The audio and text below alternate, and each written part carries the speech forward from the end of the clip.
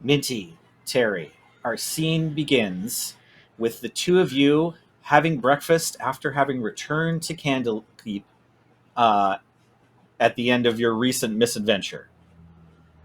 There you are at the cafeteria of Candlekeep, somewhere near the Court of Air. Please tell us what we see. Who is Terry Fizzlewit?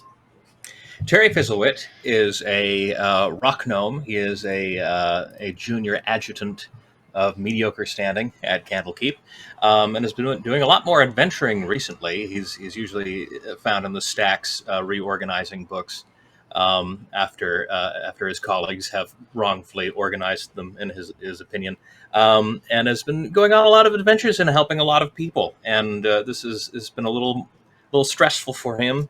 And so he's probably having a big pastry and a very large cup of coffee. For Rocknum, it's just a regular human-sized cup of coffee, but for him, is one of those large, sort of bowl-like structures that you get at some exotic coffee shops. It's a latte with foam art. Yeah, Mhm, yeah, in yeah. a fishbowl.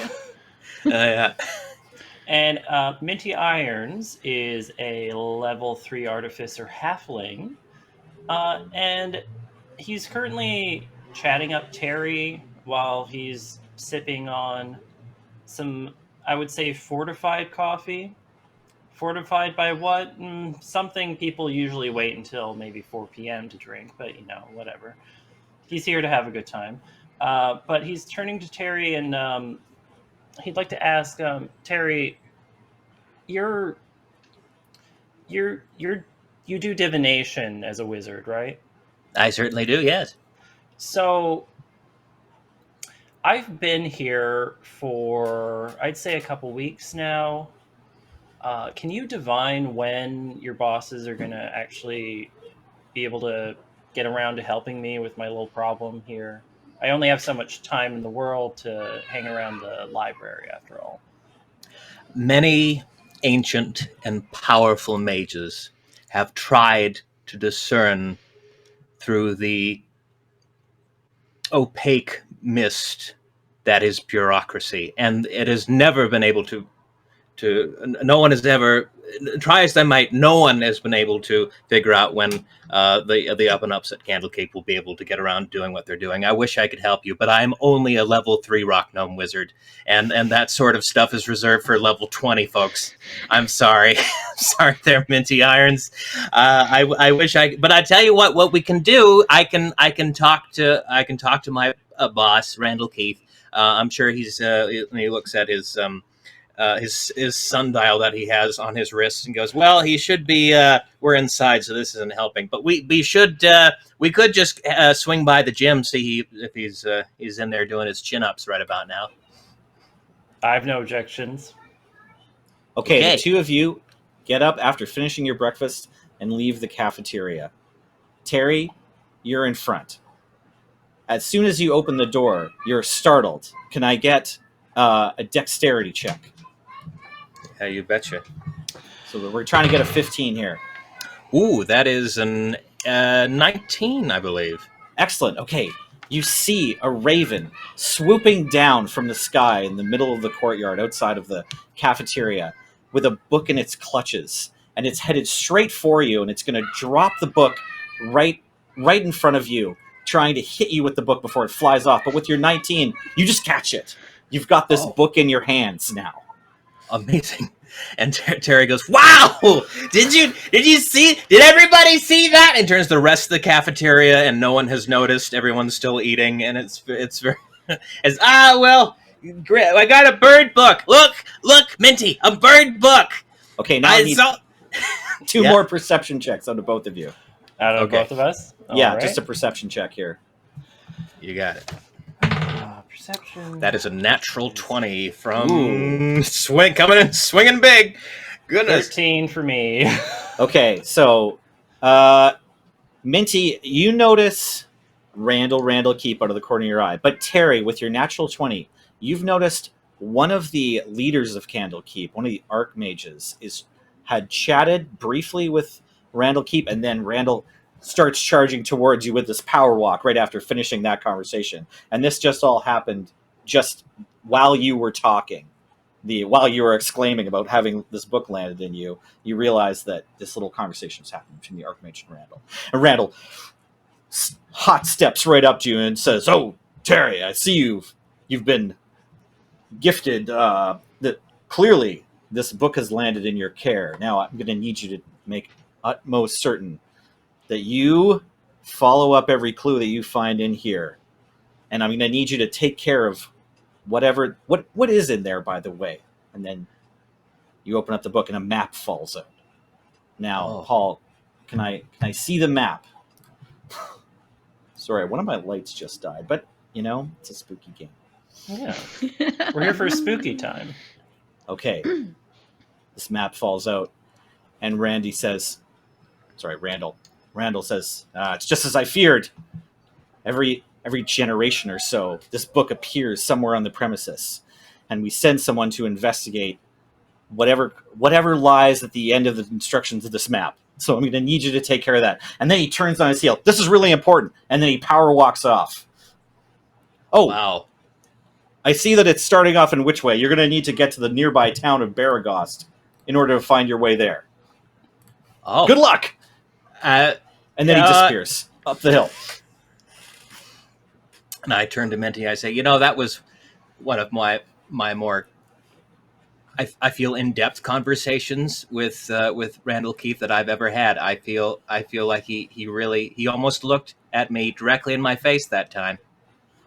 Dude, you really need to grow a spine.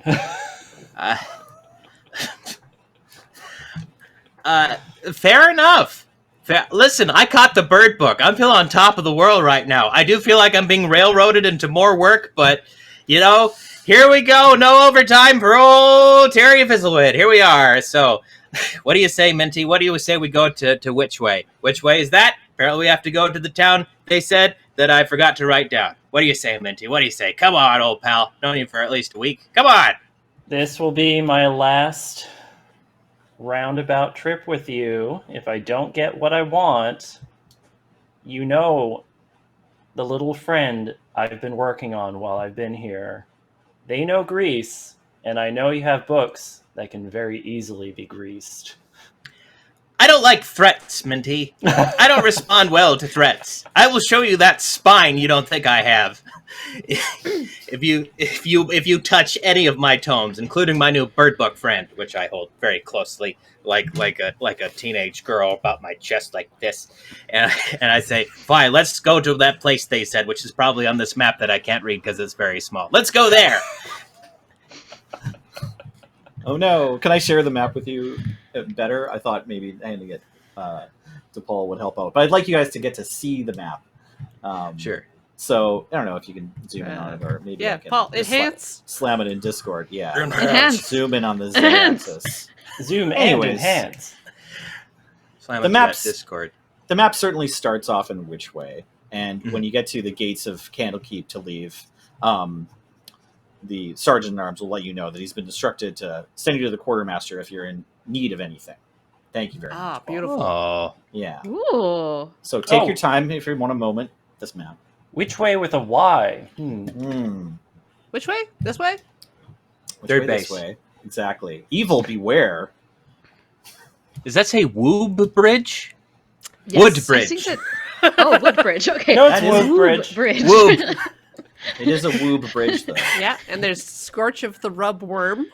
Yeah, the rubworm. Yes. 3-tree Yes. bill on the right there. Very good. Three Oh, I tree know that bill. guy. Yes. Good old Yeah. 3-tree bill. Yeah. Old the 3-tree. ham How's he of the doing horse. nowadays? The hashy horse. The The Yeah. Hasha horse. good map. The hash What? and the horse. Yeah. Every part of breakfast that you might possibly need, right?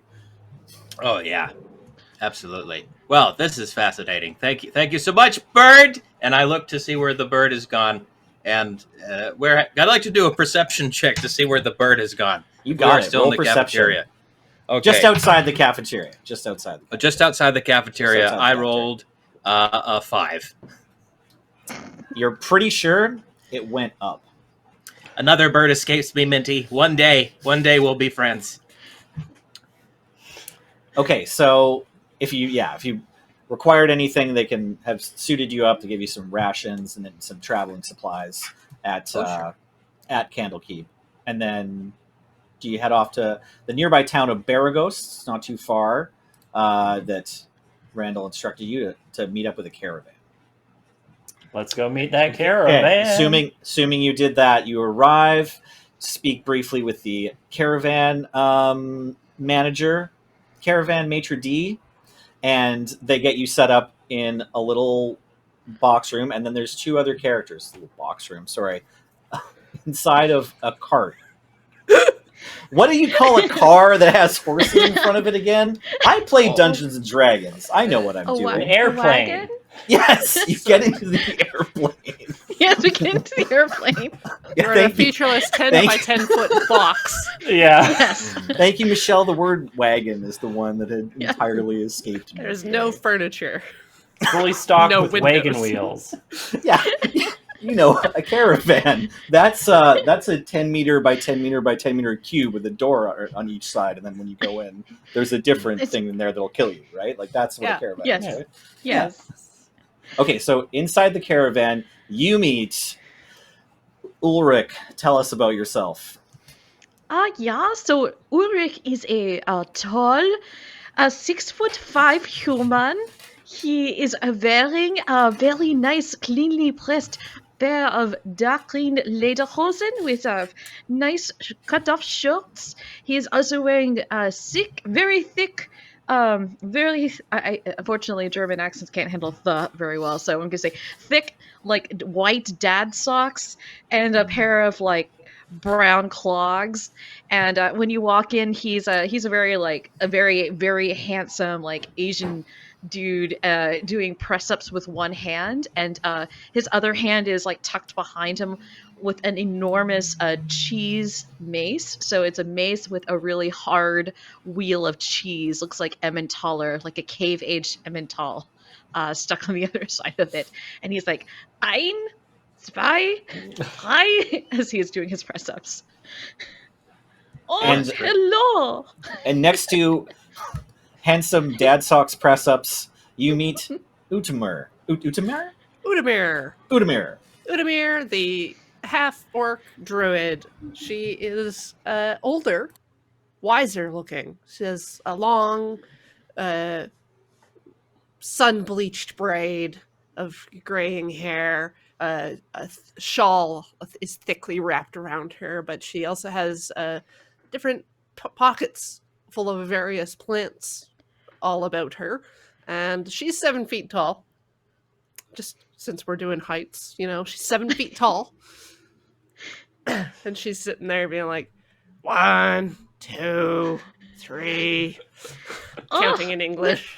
I've lost my count, Udemir.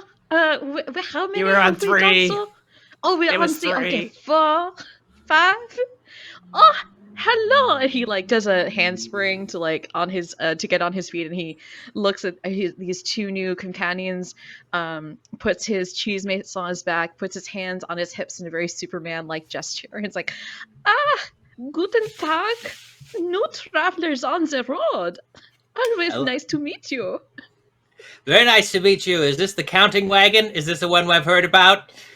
Is this the one where we come and we say numbers? Because if that's the case, then I think we got the right one here, Minty. I think this is the counting wagon. The wheels start moving. Continue your conversation. Oh, well, I do not. I was simply getting my daily workout today. And Otamir was very kind in helping me make sure I keep track of all of my press-ups and my push-ups and my, sometimes Otamir will give me some of her plans to like lift on occasion, just with my cheese. It's been a long ride, and there's no windows, so we can't even play I Spy. Yeah, Oh. we tried doing the I Spy, but turns out there's only L for lederhosen, and we did that about 5 times, and then we were like, maybe we should stop. Yeah, brown for the walls of the wagon and the floors of the wagon. See, and I yes, tried to see get for over cheese. one over on Ulrich with the shoes. Yes, Udemir tried to do the S for shoes, but I pointed out they are C for clog. and it was a hosting. But we also didn't name all the cheeses. We have here, all the cheeses. We have the Gouda, and we have the Emmentaler. How a nice old cheddar. How old is Ulrich? Ulrich is in his mid-30s. Okay, because if he were 10 years older, Minty has a couple daughters that he thinks this strapping young man might want to meet. But he's 30, so no. You do see a wedding band on Ulrich's hand. Okay. So you do see that he is married. Okay. Udamir's available. No one ever asks, though. Well, Minty turns to Udamir and, shakes hands like, hello. Oh, your name's Udamir? Mine's Minty. Do you happen to know what region are you from? Do you happen to know a half-orc woman? She's about 50 now, named Dee Dee. I was born alone in a cave and raised by mountain goats. How were you born alone? I have very few memories from that time of my life. Fair enough. Is that just what happens when you are a baby?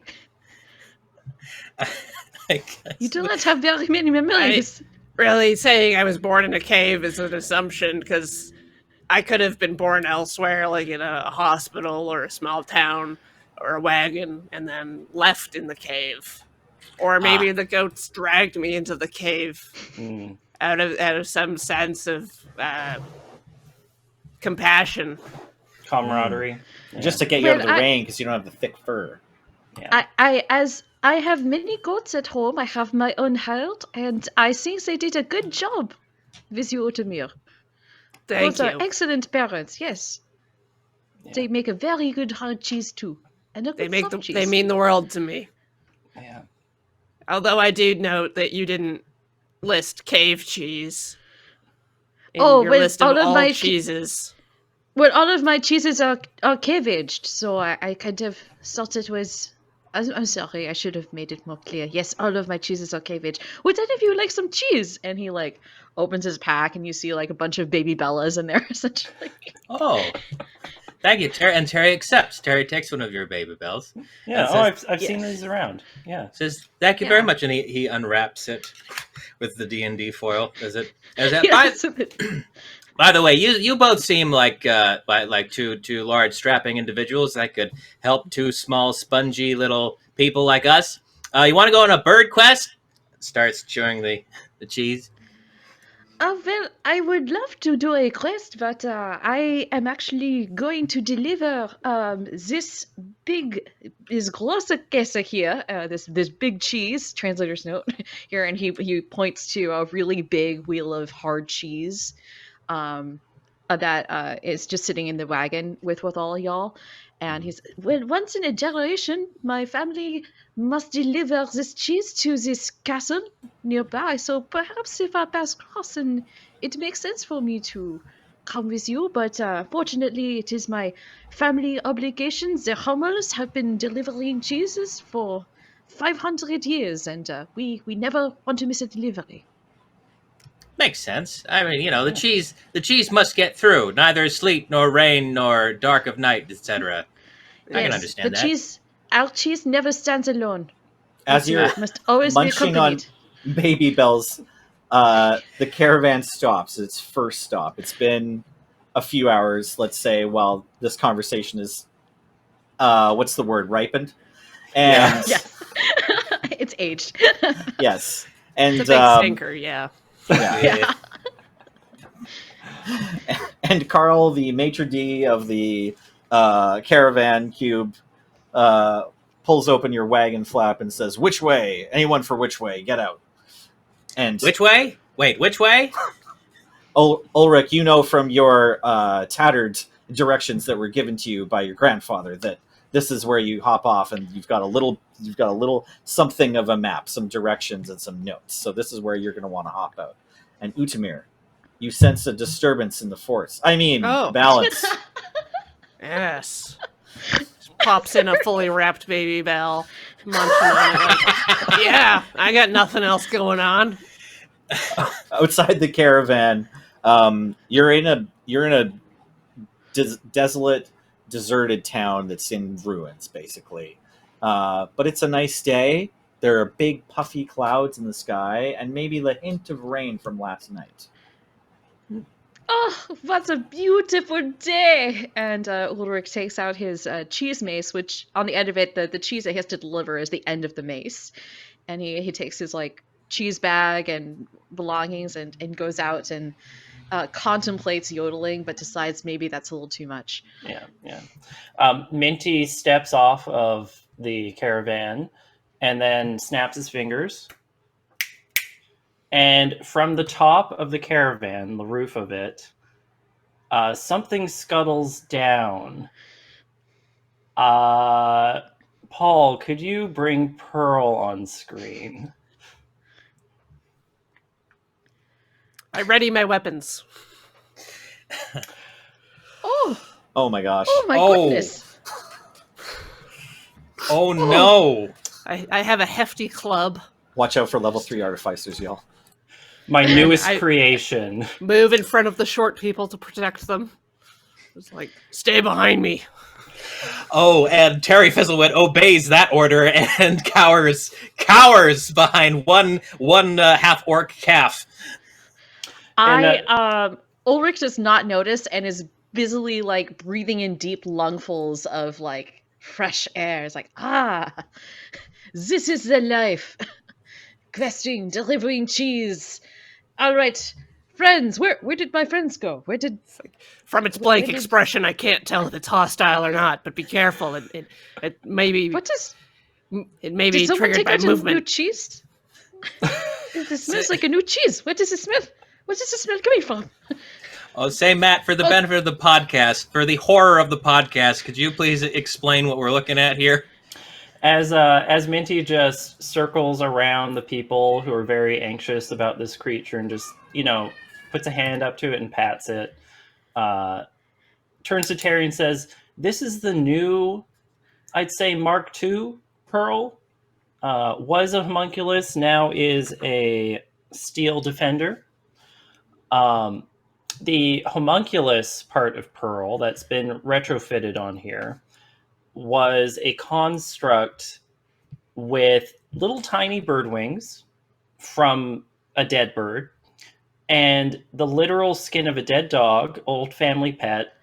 We weren't using it, so, waste not, want not. That's been stretched over the body of the construct. And the new addition is not the human clay molded hands. They're not literal human hands, because that would be weird. The human hands are attached to long, spindly construct legs. So now, for technical reasons, Pearl is now a medium-sized creature instead of a small. And stands at, I'm going to say, 5'2", the height of Sailor Moon. Ulrich turns around and beholds Pearl and doesn't quite know what to do because he's never seen anything like this in his entire life. And so he just stands there shell-shocked. Thank you, Andy, for this reminder to explain all of this for the podcast. Yeah. Yeah. Much like Thank this you. lime, like they can't see anything. Can Ulrich make an animal? Is animal handling the correct check for Pearl? What do you want to do? Just pet Pearl. Yeah, Or, animal like, he handling, holds out a probably. hand. Yeah. Yeah, he holds out his hand to see if he can make friends with this strange creature. Like you could probably That's just a- ask Minty's permission too. Okay, sure, go for it. What did you roll? I rolled a 22, so Oh, Pearl is, I take out. loves Ulrich the takes smell out of cheese, it turns out. Ulrich takes out like a little slice of something, and then like holds it out to Pearl. Hello, eine kleine friend. Pearl bumps the not actually functional as a mouth on the cheese, and then you hear Tinny from the middle of the head, Minty's voice saying, Thank you for offering, but I'm okay for now. And then just kind of goes back into idle mode. Wait, did I miss something? Is this thing capable of speech now? Did it? Well, Minty can infuse a couple items. I think 4 is his current limit. To be able to make sound or light. Mm-hmm. So the sound is just Minty's voice that he infused into it. The caravan's leaving. If anyone needs anything from them or wanted to interact with them, I look My longingly protein as shake. it departs. Yeah. I look at all the people I will never meet or talk to or care about as they fade Yeah. into the distance. I'll it's be- late I afternoon, think, but not dinner time. Yeah, Ulrich just waves and says, "Auf Wiedersehen," and Pearl then waves. starts walking. Just starts jauntily walking with Yeah. his giant cheese mace. Okay. So are you leaving the town then? It's very quiet here, other than the sounds that you're all making. Yeah, Great. No reason to stick around if there are no shops to get drinks from. Of course. If you share the map with Ulrich, you'll notice that it's a slightly more detailed version and there's extra words, but all of the landmarkers are the same ones that you have scratched down. Oh, this is a From- much better map than my grandfather's map. Does yours have the Whoop Bridge? Well, my grandfather has such bad handwriting. I always thought it was I thought the W was a B, and I was very surprised. But I am glad to see it is a Woob bridge. A Woob bridge, as it were. Well, that encounter got weirder. Yeah. But let's My press grandfather on. was a strange man. Yeah. Yeah. Oh. Okay. So, evening starts to fall. You find, in fact, there is a rock formation not too far to the south or to the southwest from where you were that looks like a hand and a horn. So you get past that, and then there's a lot of detritus, but there's still a path. There's that you can see more or less where you're supposed to be going here. It's an old disused road in a disused part of the world. And then you can continue on, and eventually you'll see a hill with 3 tall pine trees at the top of them. But now it's late evening by the time you get there, so you may have wanted to stop and eat, or you may want to travel through the night, but the sun is setting. Do you know the region very well, Ulrich? No, Hmm. this is a new place for me. It is only once or twice a generation that my family goes outside the mountains of Ravenloft to deliver this. So this is a new place for me as well. Hmm. Okay. Perhaps we should sleep. Maybe get some rest. Toast some cheese. Yeah. You hear the Did sound Terry's- of birds in the distance. Terry says, "Friends!" and does another perception check to see if he can see some birds. That's a 14. Yeah, there's like a crow or a raven or something just on top of that hill with the really tall trees, and then it flies off and goes down out of sight. Oh, they never stick around. And he Yeah. sadly strokes his bird book. This is one day, friends, we will all be together again. Yeah. And, Udirmir's putting a tiny stack of twigs together and then waves a hand and lights it using Druidcraft. Excellent. Efficient. Terry Fancy. sidles up to Udimir by the fire and says, Udimir, let me tell you about the quest we're on. And I would like the DM to remind me again what we're doing with this book. Well, what is, okay, so you don't know. So you have a book, and yes. if you want to read it, it turns out it's the account of, and there's not a lot of details or names, but it's the account of a traveler who broke their leg, and then they were picked up by these sort of wandering nomadic folk called the Vistani that you learn, but you don't learn a lot of their names, just a couple of them that were like coming into the caravan constantly to take care of this fallen traveler. And then they learned about what sort of food the Vistani eat and what sort of songs they sing and a little bit of the history of the people. And then you can get that far, and then it's getting quite late. But the map just fell out of the book, and it's totally clear to you that this map was just in this book, and it's not part of this book. It doesn't, the paper doesn't look the same. It's not in the same pen. It wasn't drawn by the same person who wrote the book. It's just a map that was in the book.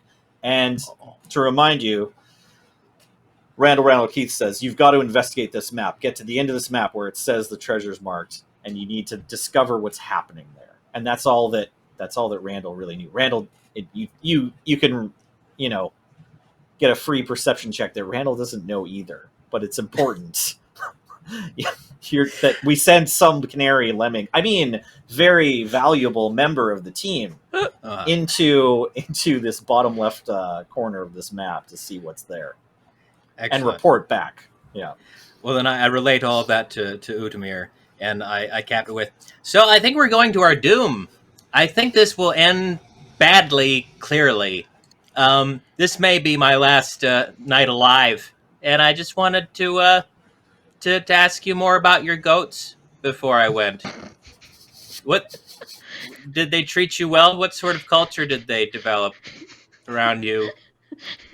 They didn't talk a lot. Mm-hmm. Big fans of climbing and playing tag, though. Sure. Ooh. Yeah. Neat. I outlived a lot of them. Lifespan's not quite up there with half orcs. Oh my, that's very sad. Did you eat them? No, I didn't eat them. I was just gonna say, I was like, no, I planted trees on them. Oh, that's kind of beautiful. Gotta return the nutrients to the earth to keep everything in balance. Mm. Unless you've got like enough nitrogen fixers set up in your situation, you can really leach a lot of good mineral content from your soil. Still have to balance out the acidity, but it's a work in progress. Yes, Certainly. Utamir has this whole time Ulrich has gone out and picked up like large fallen tree trunks and like hoisted them up to like build us a lean-to. Big Nice. burly man. During sunset, says- there are a lot of bugs. They're nipping at you. It's annoying.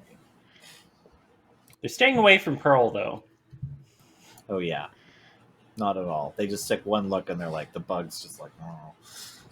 Pearl slowly but somehow super accurately lolls out a tongue and just consumes one. Thank you for Terry. adding to Pearl. Yeah, sorry to hear that you're gonna die at the end of this. It was fine meeting you. Yeah, Wait, a nice- you're going to die? I'm Why pretty are you going sure. to die? I don't know. It's a feeling I have. This is a bird book that was given to me by a raven, which is firstly the most ominous thing that could ever happen to an individual. And then secondly, I was very quickly booted out the door by my boss, Randall. And I don't know. I've just got a really bad feeling about it. Hey, if I don't die at the end of this, I will be pleasantly surprised. But it's just a gut feeling, That sort of, imminent doom. You've felt this, surely. Ulrich, Living in the mountains. Ulrich, you know from No. your family that the name of this house that you're going to is Chalet Brantifax. You're going to deliver a wheel of cheese because of an old promise that the Brantifax is made with your family, and you also know that your family members have returned once a generation. No, never. I've certainly never felt any kind of feeling of doom or dismay, but you say that you have a gut problem? Perhaps you just need some good bacteria? I have a yogurt here with some probiotics. Perhaps this should help. Oh my good. Well, how much? Opens up a little yark. No, for you, friend. We are traveling together. Here, would you like strawberry, lincolnberry, or marionberry? Oh, Lincolnberry, please.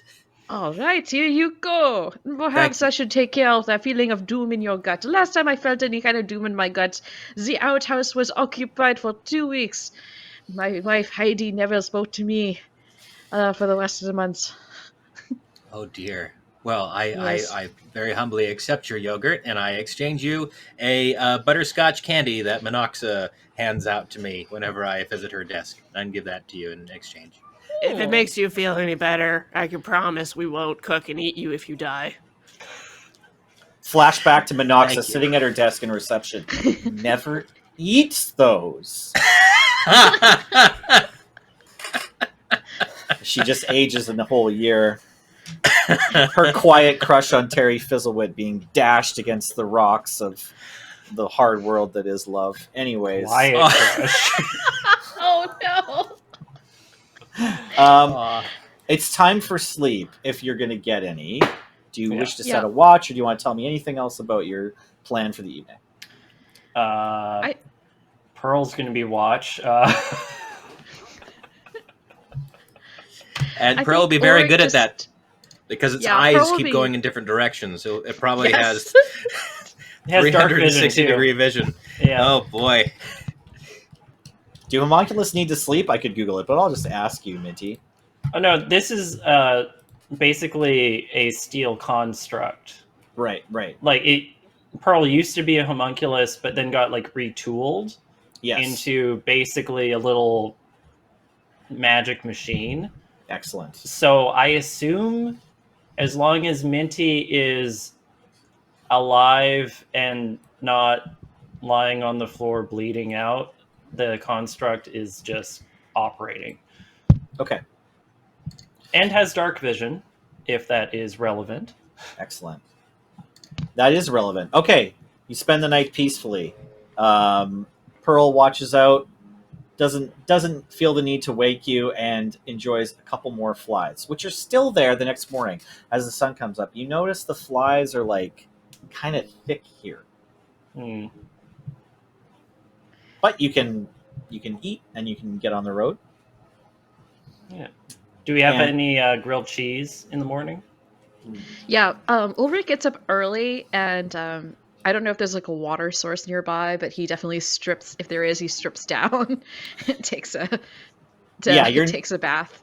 You're in a system of rivers and streams, like Oh, yeah. there's water So in it's- lots of places near you. Yeah, he takes he strips down. He takes a refreshing like bath, and then like comes back dripping wet and yodeling, as he prepares some melted cheese on Okay, toast. The bugs are just all over this hot, sweaty cheese boy. Yes. Not sweaty, just damp. It's a little bit like a Pantene Pro-V commercial, but imagine a very handsome cheese boy Yeah. and a lot of bugs. Okay, and then after breakfast, do you set off? Yeah. Okay. Sure. Okay, about 10 minutes down the path, you notice the bugs are starting to wane out, and they've kind of dissipated, and then another kilometer, and they're all gone. Now, do you have a marching order? Who wants to be in front? I think I'll be in front. You can all be staying next to each other if you want. It's just you'll have to like trip over some I trees. can go to the back because no one can really block my vision. That's I good. got the most sight line. Okay, that's Yeah. fine. I'm not worried about walking too fast. Okay, so we've got Ulrich followed by Minty and Terry, and then Yeah. And Uh, Minty is riding Pearl. okay, good. All right, I'll get a perception check out of everyone. All right. It's an 18 from Terry. Okay, Natural 15. 20, 22. Nice. Okay. Ooh. 15 for me. That's an 8. okay. Ulrich, you're not entirely sure, but the rest of you notice the ground near you on the pathway is starting to shift a little bit. The needles on the floor look like they're in a tiny localized earthquake just to your left, and then out pops a giant trapdoor spider. So the earth lifts up a little bit and flies away just to the side of the path, and then there's this big beast that's going to attack you, and I'll need initiative rolls. Ooh. Great. Oh, 10. 19. That's a 10 for Minty, sorry. Yeah. Okay. And a 19 for Ulrich. Nice. Very good. It's an 11 from Terry. Thank you. And 17, Udamir. Okay. 17. That's great. Okay. So, Ulrich, I'm going to say you didn't see what was happening, so just for the first round, I'd like you to take your action after Udamir. Udamir, you notice this giant spider. What happens? How What would you far like out to is do? it? It's moving aggressively towards you. It's 20 feet from the path here. Okay, then I cast Spike Growth, which the ground in a 20-foot radius centered on a point. Okay. Twists and sprouts hard spikes. Ooh. So when a creature moves into or within the area, it takes 2d4 piercing every 5 feet. Okay. Do I get a saving throw against that? It's like the spikes are just all coming out of the ground? Yeah. Like a pit trap? Okay, yeah, that sounds terrible. Doesn't say anything about a save. I think it just happens. Just happens. Any creature that Okay, great. can't I think see so. the area at the time must make a wisdom check to recognize the hazardous terrain, but the spider's already within it. Okay, so, and how much damage do we say again? 2d4? Per 5 feet. Per 5 feet. Okay, so let's say that, and can you center it right on top of the beast? It's like a large ant. It's like a large creature.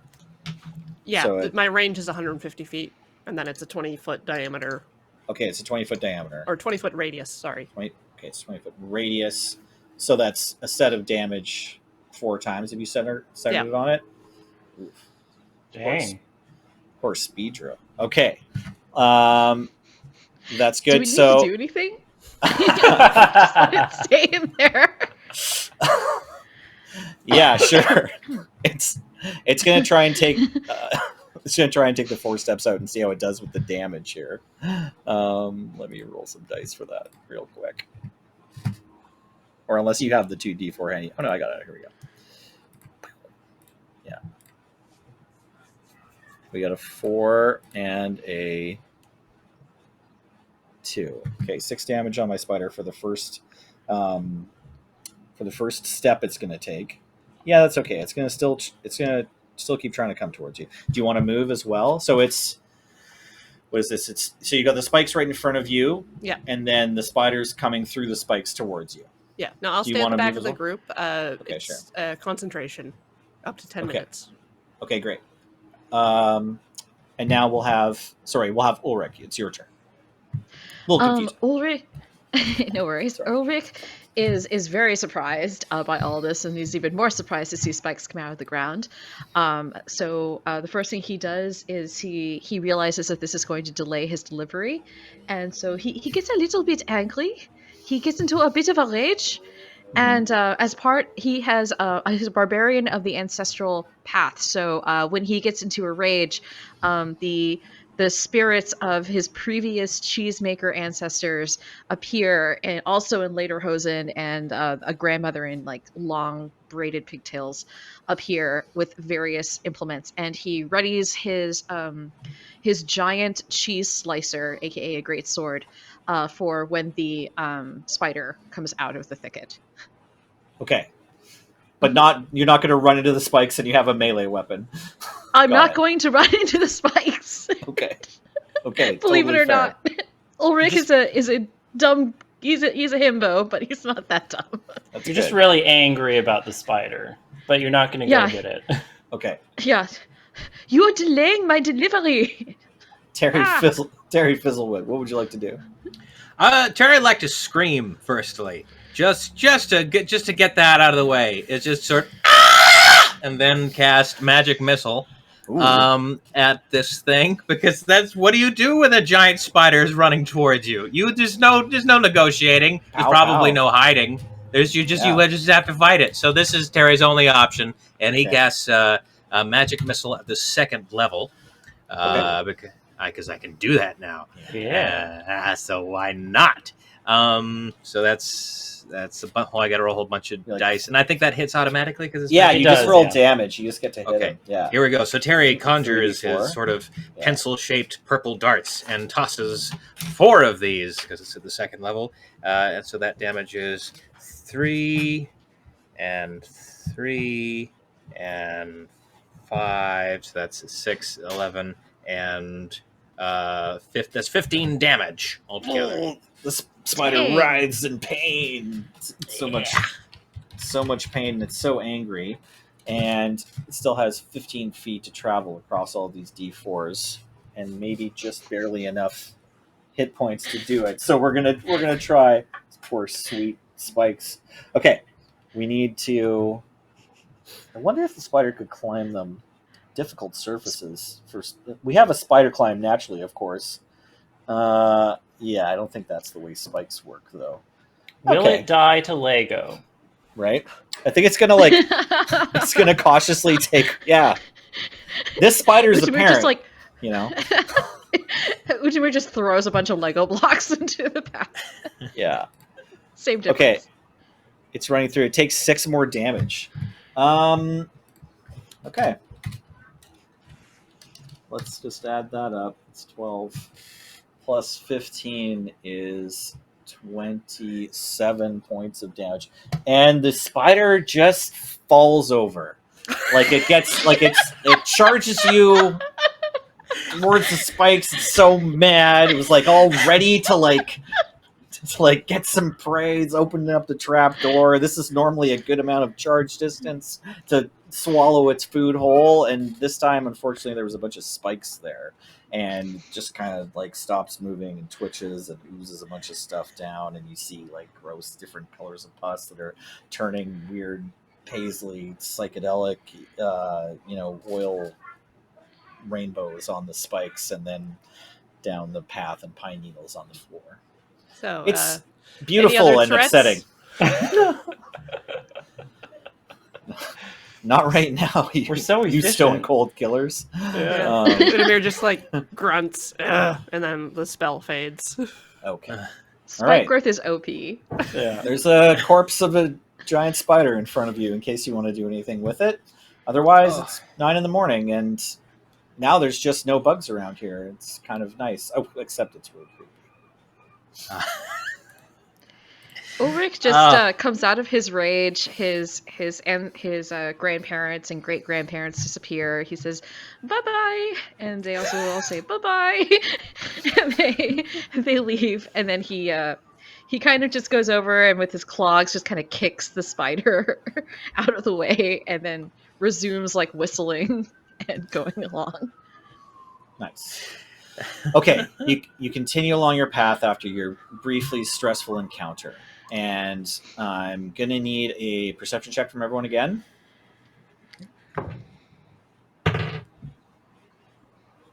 9. 14 for Terry. Okay, we got someone over 10. Ooh, 10. nat 20. Oh, a natural 20. All right, so Minty and Terry, you're aware of it. But Ulrich, you're the first to notice that just up ahead of us, there's a commercial break. We'll see you after a few messages from our sponsor.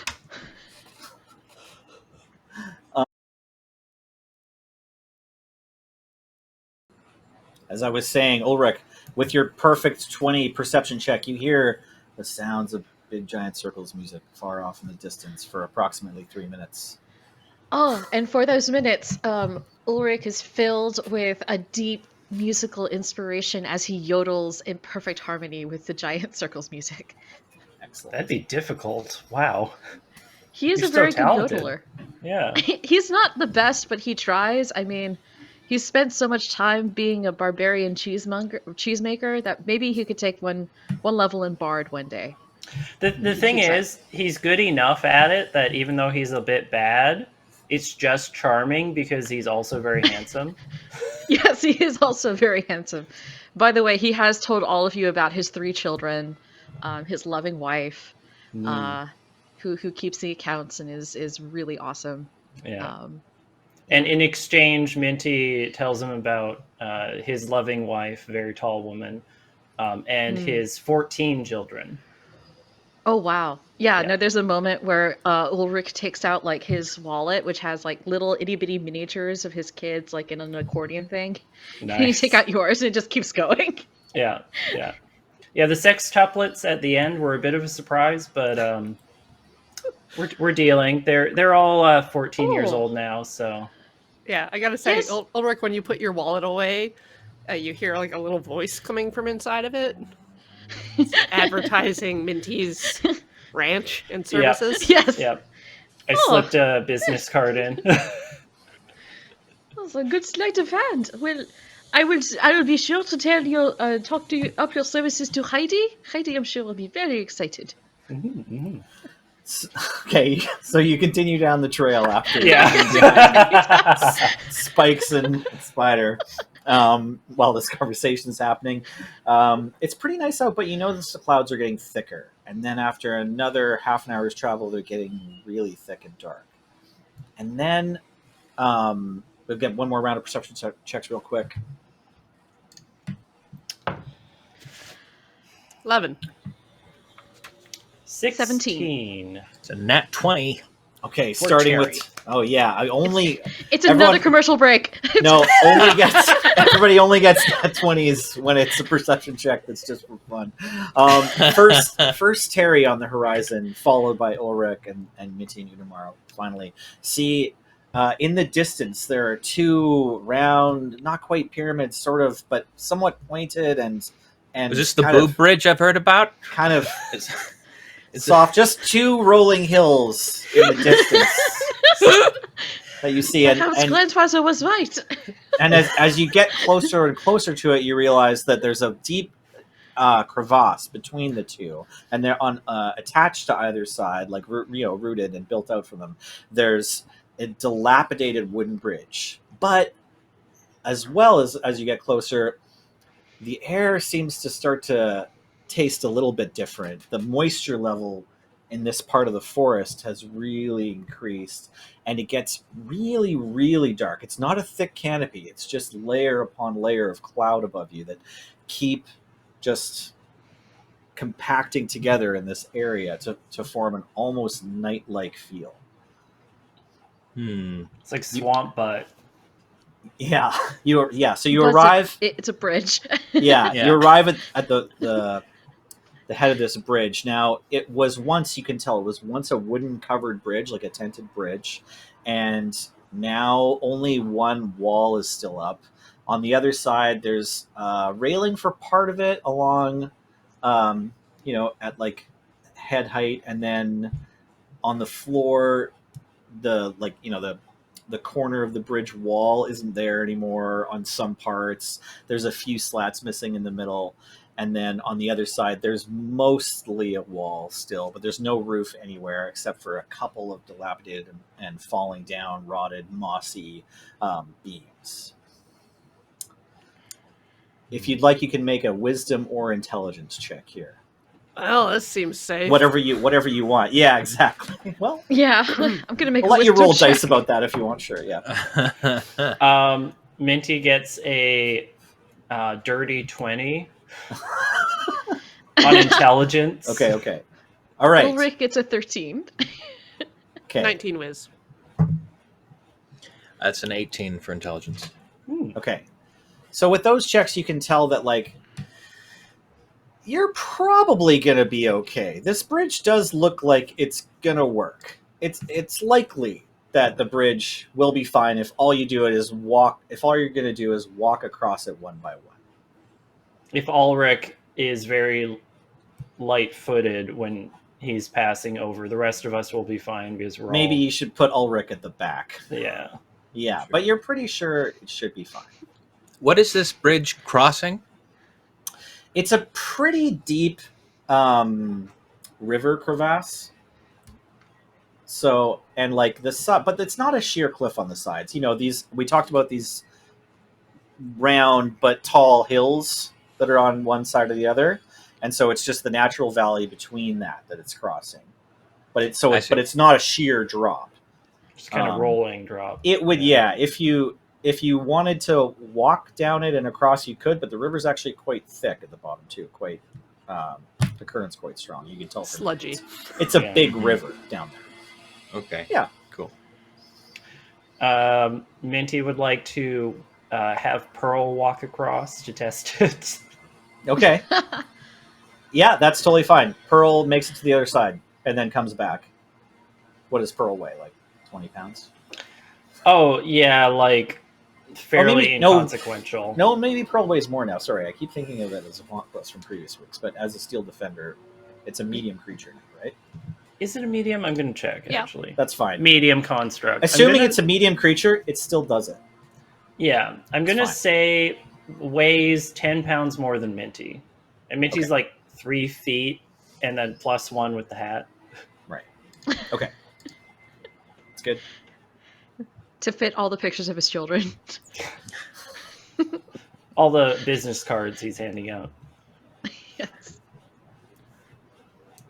So, Let's see. Terry is going to, because Terry can now Misty Step. How far is this bridge? How long is it? About it's like 200 feet. 200 feet. Okay, well that won't do much. I could teleport 30 feet into the bridge and then fall through the floor. Great. I elect not to do that. There's floor. Like, there is still floor the whole way across the bridge, except for like Sure. a few little patches. It's not like the bridge is totally gone. Okay. Can I make a more in-depth investigation roll before I start screwing around with this bridge too much? Can I? I'm going to take out. Absolutely. Excellent. So Terry takes out his looky-loo, this incredibly evil-looking magnifying glass that he has, and he is going to do a thorough inspection of this bridge from one side, which is only a 15. Not bad, though. Yeah. You can tell that time is taking its toll on this bridge, and it is falling down like piece by piece. In fact, as you look down the sides of the valley, you can see there's like some of the beams are down there. So it's like it has been slowly falling down. Much like, hopefully, whatever leaves are being attacked out just outside my window. Sorry if everyone's hearing that. For some reason, there's a loud machine outside now. Only faintly. Good. But yeah, It's that with your, spider. It's come back. Yeah. with your 15 intelligence check, you're pretty sure you're going to be able to walk across this bridge. Excellent. Well, then I will take out Toto, who I didn't talk to in the last episode, and I feel bad about it. But my little frog familiar that I keep in my pocket, my frogget pocket. And I take out It's to a Toto and pocket say, now. Yeah. it's a pocket now. It wasn't before. And I say, Toto, are you ready to die? And Toto looks at me with two sort of ununderstanding eyes, and he goes, that's what I thought. So on me neither. But we're gonna try. And so Terry, very carefully, as one of the smallest people, he's only 43 pounds. He's gonna walk down the middle of the bridge as carefully as possible. Okay, just Terry? Yeah, well, Or I just am. Terry and Toto? Okay, anyone else going to follow Terry? He makes it down the first 50 feet of the bridge, totally fine. It's that 51st that gets you. He keeps walking and he gets to the 100. He's the halfway point of the bridge. He's still fine. Is anyone going to follow Terry? Once he's through. I shouldn't leave him I think alone.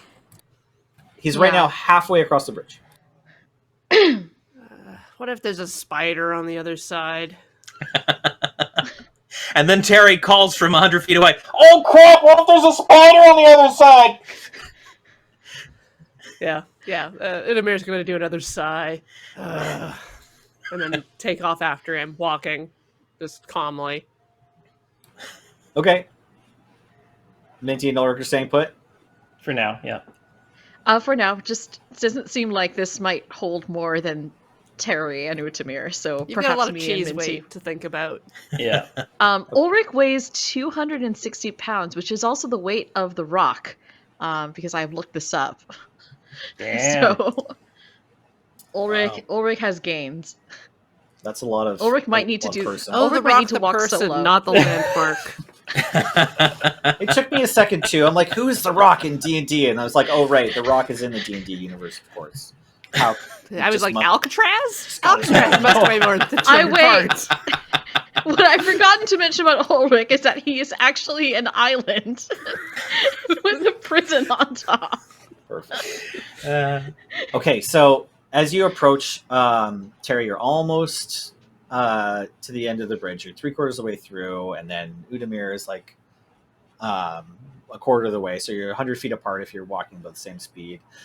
The dense cloud cover becomes even more dark. It just like it's almost all the daylight is being blurred out around you, and then you hear distant cawing and bird sounds. The wind picks up, and then above you, a little tiny sliver in the cloud somehow emerges, only to reveal the moon, and it's set behind the otherwise bright sunlight of day. So it's just like the shaft of sunlight, but you see the moon, and then it closes back up again.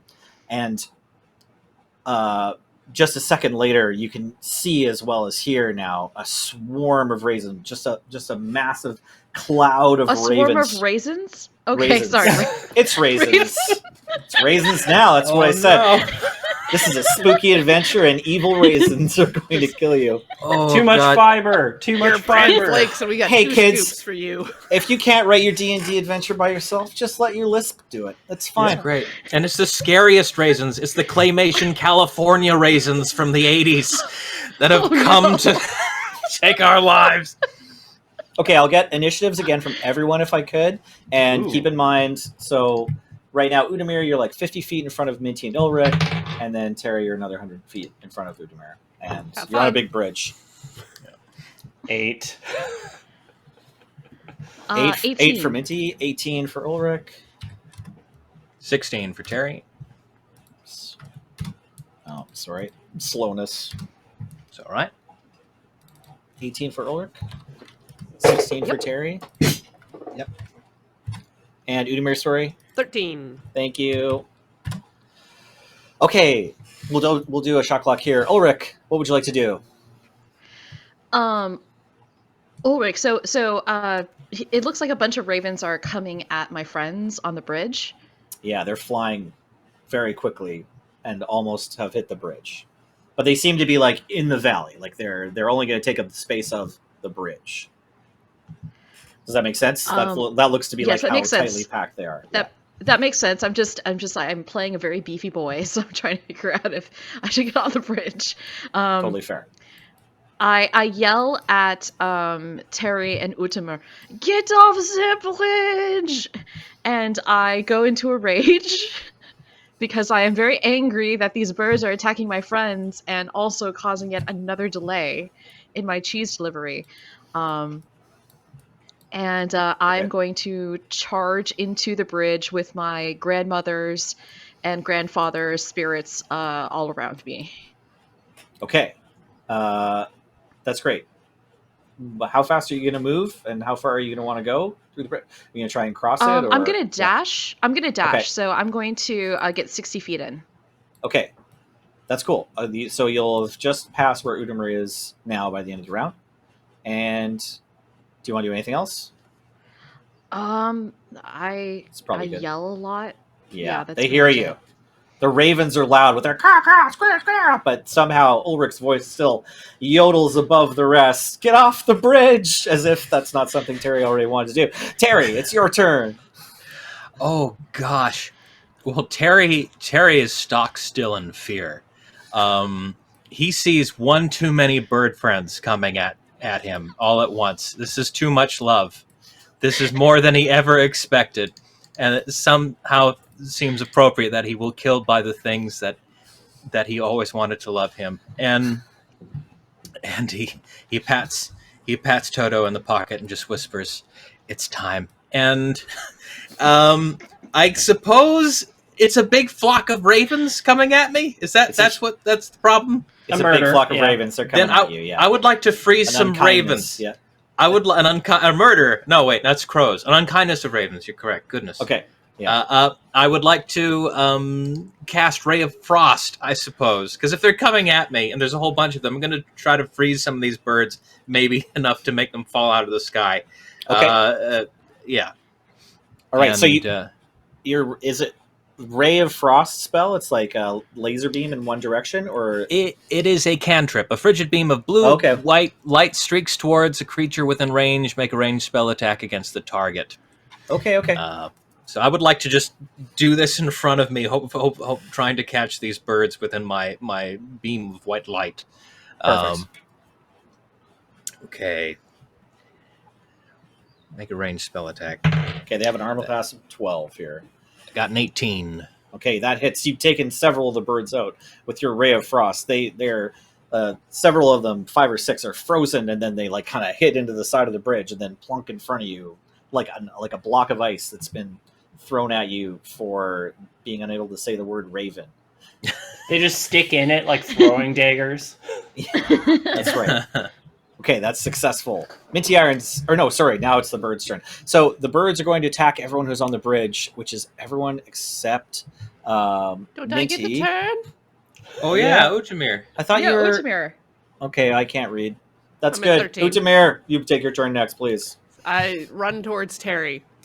Yes. So 60 feet I can do, I think. Oh, wait, is it 4 times if you're pushing? If you- It's twice. If you do a dash, it's twice. Yeah, if you just want to double your movement speed and don't do anything else with your turn. Yeah, Yeah, okay. I Yeah, think that's right. move double 60 your feet movement speed. towards Terry.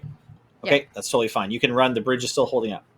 So now Terry is frozen solid at the 150 mark, and then we have about 60 feet back is Budimir, and about 60 feet back is Ulrich, and then about 60 feet back is Minty. Does that sound right? Sorry, I'm at 40 feet Mhm. away. You're at 40. Yeah, no, you're only 40 feet behind Terry. That's right. That's right. Great. Okay, that's totally fine. Now I get to attack you with birds? Yeah. Okay, good. Yes. Now you get to Why attack us not? with birds. All right. Okay, that's fine. There are birds attacking you. Okay. Is this The a one on- Hitchcock movie? Okay, the one on Terry are the ones on Terry. So it's like these birds are just flying like through the bridge. Like you see that they're taking out chunks of the wood with them, and they're flying. Lots of them are just flying above the bridge. Lots of them are flying below the bridge. They're just like on their way, but then they're also like kind of bad, evil, and accidentally or on purpose, you're not sure, just like stabbing into you with their beaks as they come by.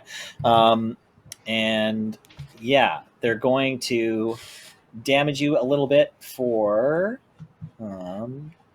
2d6 here, Terry. And can you remind me of your armor class as well? That's Udemir? 10. Okay, sorry, that's fine. Udemir? Oh, sorry. 13. Udemir, you have 13. Okay, so that will also just barely hit. Okay, so I'll roll some damages. Terry, you take 5 points of piercing damage. Sure thing. And Utamir, you take 7. But 7. Ulrich, the ones trying to attack you, they just seem to fly around. You're able to deftly dodge. One of them goes right into the cheese, but the cheese mace is still useful as Just a bludgeoning splats weapon. into the cheese. Well, it's like beak first, like it's like head hits it, and then its claws start to wrap into it. So you've got like a weird little like prawn shape on one of your sides of your I cheese just mace. yank the bird out and I throw it behind me as I'm like Sure. running to scoop. I'm running to scoop Terry. It like kind of seems to be able to flutter off. It's not quite dead. Oh. Okay, and then it's Minty's turn. So okay, here's what I want to do. I want Minty to jump onto Pearl, and Pearl to travel. Pearl's speed now is 40 feet. Okay. Would that be enough to get off a ranged attack of 60 feet on the birds? I don't understand the question. Sorry, you have So you want to if- be able to do 20 feet of range, or no? If Pearl moves 40 feet Mhm. with Minty on top of her, just riding her, and then they do a ranged attack with a range of 60 feet. Would you be able Would- to hit these birds? Would that 60-foot range be able to hit the birds? Absolutely. Yeah, the birds are kind of like right in front of you. You're traveling together until like the beginning of the bridge, and then there's just a swarm of birds flying past it. Okay. They're right in front of you, so So- you can definitely do that. Because Minty is climbing on to Pearl, I'm not going to have him do anything other than basically ride Pearl, because that's a lot of action anyway. Okay. But Pearl moves 40 feet onto the bridge with Minty riding, Mhm. and then just kind of does a hop and a skip, and then like kind of spiders out and casts grease. Okay. The way that Pearl did last time by peeing basically the grease, but at the birds. All right. While Yeah. Minty is riding Pearl. Great. Do you have to roll anything, or is it just messy now? So slick grease covers a 10-foot surface if it's hitting a surface, and there's other stuff to it, but it has a 60-foot range, Okay. 1 minute duration. But basically, what I'm trying to do with it is take some of the birds out of the sky, because when a bird is greased and oiled up, it can't fly. Right. Okay, so you can probably run far enough that you can use your arc of grease then to kind of like shield Ulrich and Udamir as well as yourself. Yeah.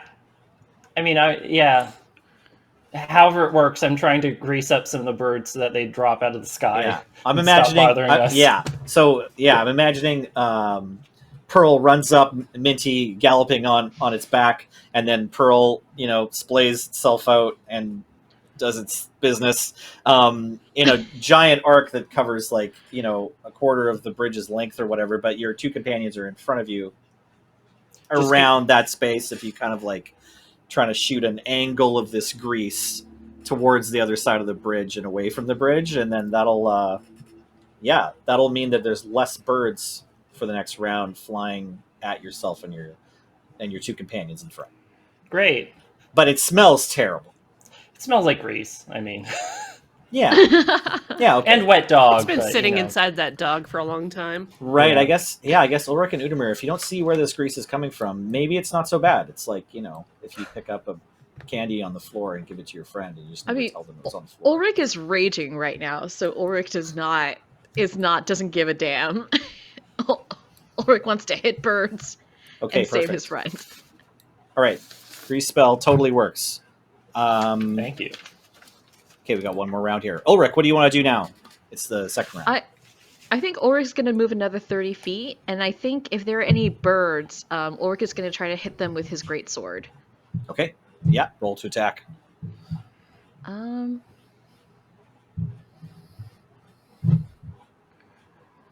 Let's see, because I'm raging. That's a 13. Okay, that hits. Okay, I'm going to roll stuff. That's a 9. That's 12 damage. Okay, yeah. There are several birds hit by your raging attack. And afterwards, the birds are still screaming and flying past you, but they seem to be like trying to avoid you. Like they've kind of, the swarm has perceived you. And now they're just trying to do a car commercial of wind around the bridge instead of going through it. And you can kind of perceive this after you've hit them. Gotcha. Terry, it's your turn. Excellent. So now the birds are now flying around us? It seems like you're safe. Yeah, it seems like you're safer. Okay, safer, but not still surrounded by birds. They're still here. Yeah, they're still here, definitely. You can hurt them more if you want to. Or you can flee, or you can hide, or you can stay frozen. Yeah. I'm going to spit out some bloody half frozen raven feathers from being pelted in the face. Remember when Fabio got a goosed in the head on a roller coaster? I think about that every day. Yeah. Something like that. So he's going to well, heck with this, and start sprinting towards the end of the bridge. So maybe there's more place to hide over there. Okay, that succeeds. You make it to the other side of the bridge unarmed. Okay. Udamir.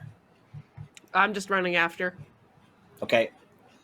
The ravens don't attack you this turn. They're almost done flying away. There's many of them trying to flap the grease off of themselves so that they can resume flying. A bunch of them have rolled down the hillside below you into the creek and are trying to get clean from all this grease on them. And the very large majority have just gone. They're just past you really far away. Okay. Minty, do you want to do anything else? Keep galloping. Okay. Would 80 feet clear me of the bridge? 80 plus 140. No, that's near the middle of it. Well, I mean dashing, so 80 sure. feet. Just keep running. That's fine. Yeah.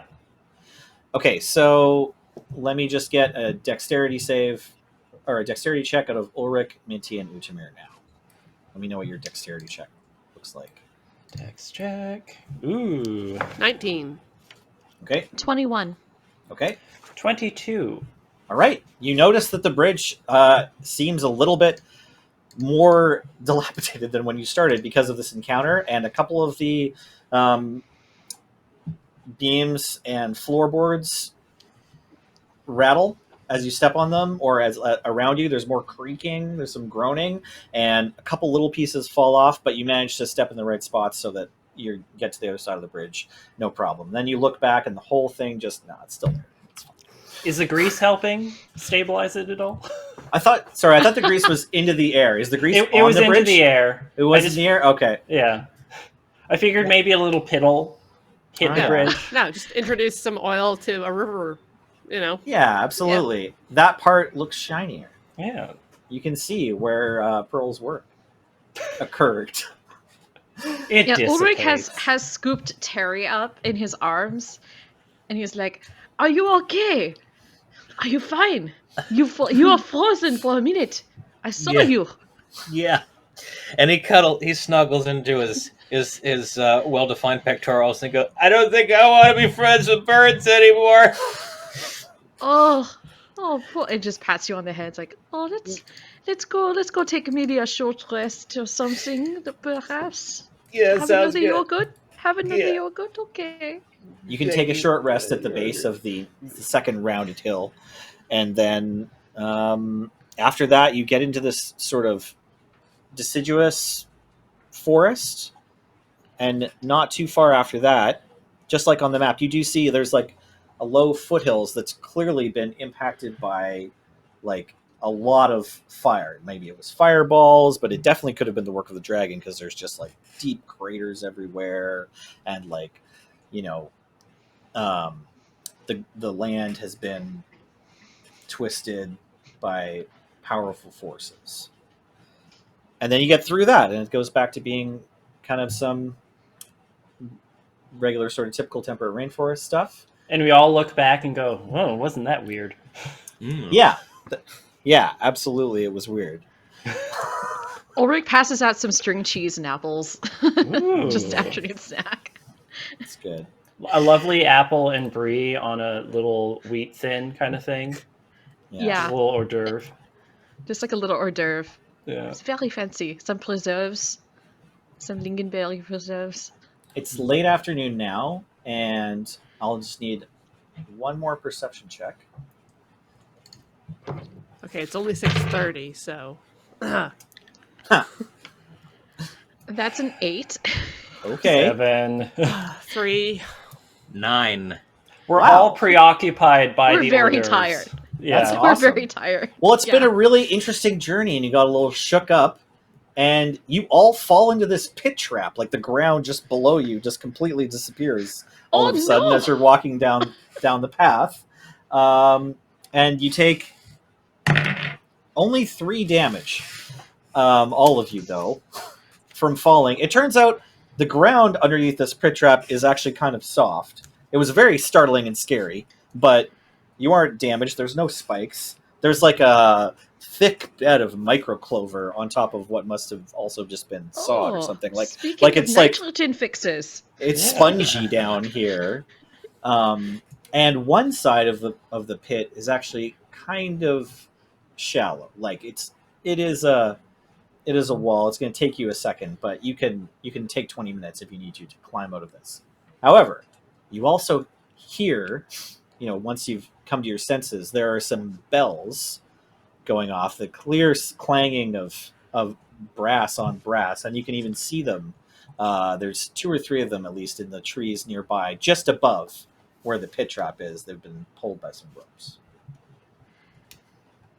Well, I was going to suggest maybe we do camp here, but it seems like people are going to maybe throw stuff at us if they know we are here, so we should get out of the pit. Yeah. Who wants to get on my back? I feel like that's Terry's place to go. Yeah, I'll get on your back. And, Utamir? I mean, if Utamir wants to get on. Yeah. Are we doing a human pyramid, or like, or is it Half just I for think we fun? could just walk up the inclined plane. Oh, okay. We kinda could have to also climb, walk but up you the can do it. inclined plane. Oh Yeah, yeah, Taylor, if you don't have Ulrich to wants get to on go my the back. hard way backwards, that's fine too. No, I think I was just gonna walk, but he lets Terry sit on his back anyway. It's kind of like a piggyback. Perfect. And Terry goes, "Wee! Way to lighten the mood, Ulrich. This is good for morale. I'm so glad you thought of this." Okay. Terry feels nice just being up there. Yeah. So I'm full of yogurt and having the time of my life. Yeah. And Minty, on top of Pearl, asks Odomir, "Do you want me to get on your shoulders, like me and Pearl? How are you feeling about that?" You're fine. Okay. Okay, so around one more corner on the path, you see, and Paul, if I could get the big image here, the picture of Chalet Brantifax. It's got a big, on the Oh. front gate, you can see there's like, the words are all still there, rotten brass. It says Brantifax on a big sign above the path.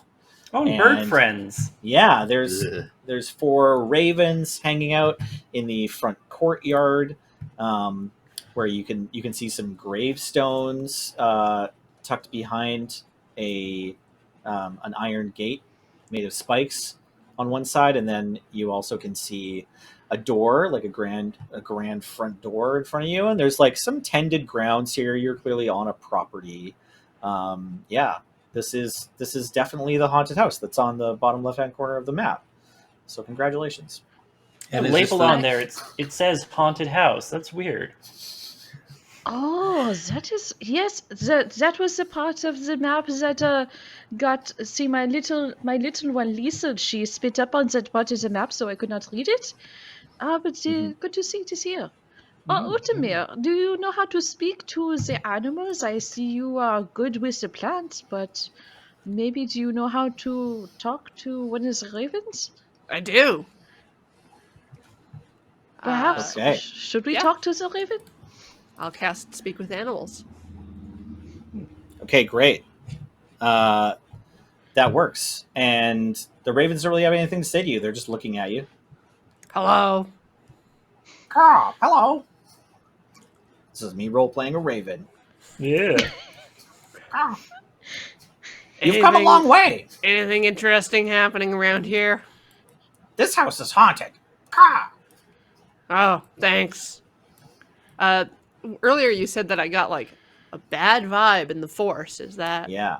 centered These around ravens here? know that there's all manner of like unhappy ghosts here. They want you to know Unhappy about. ghosts.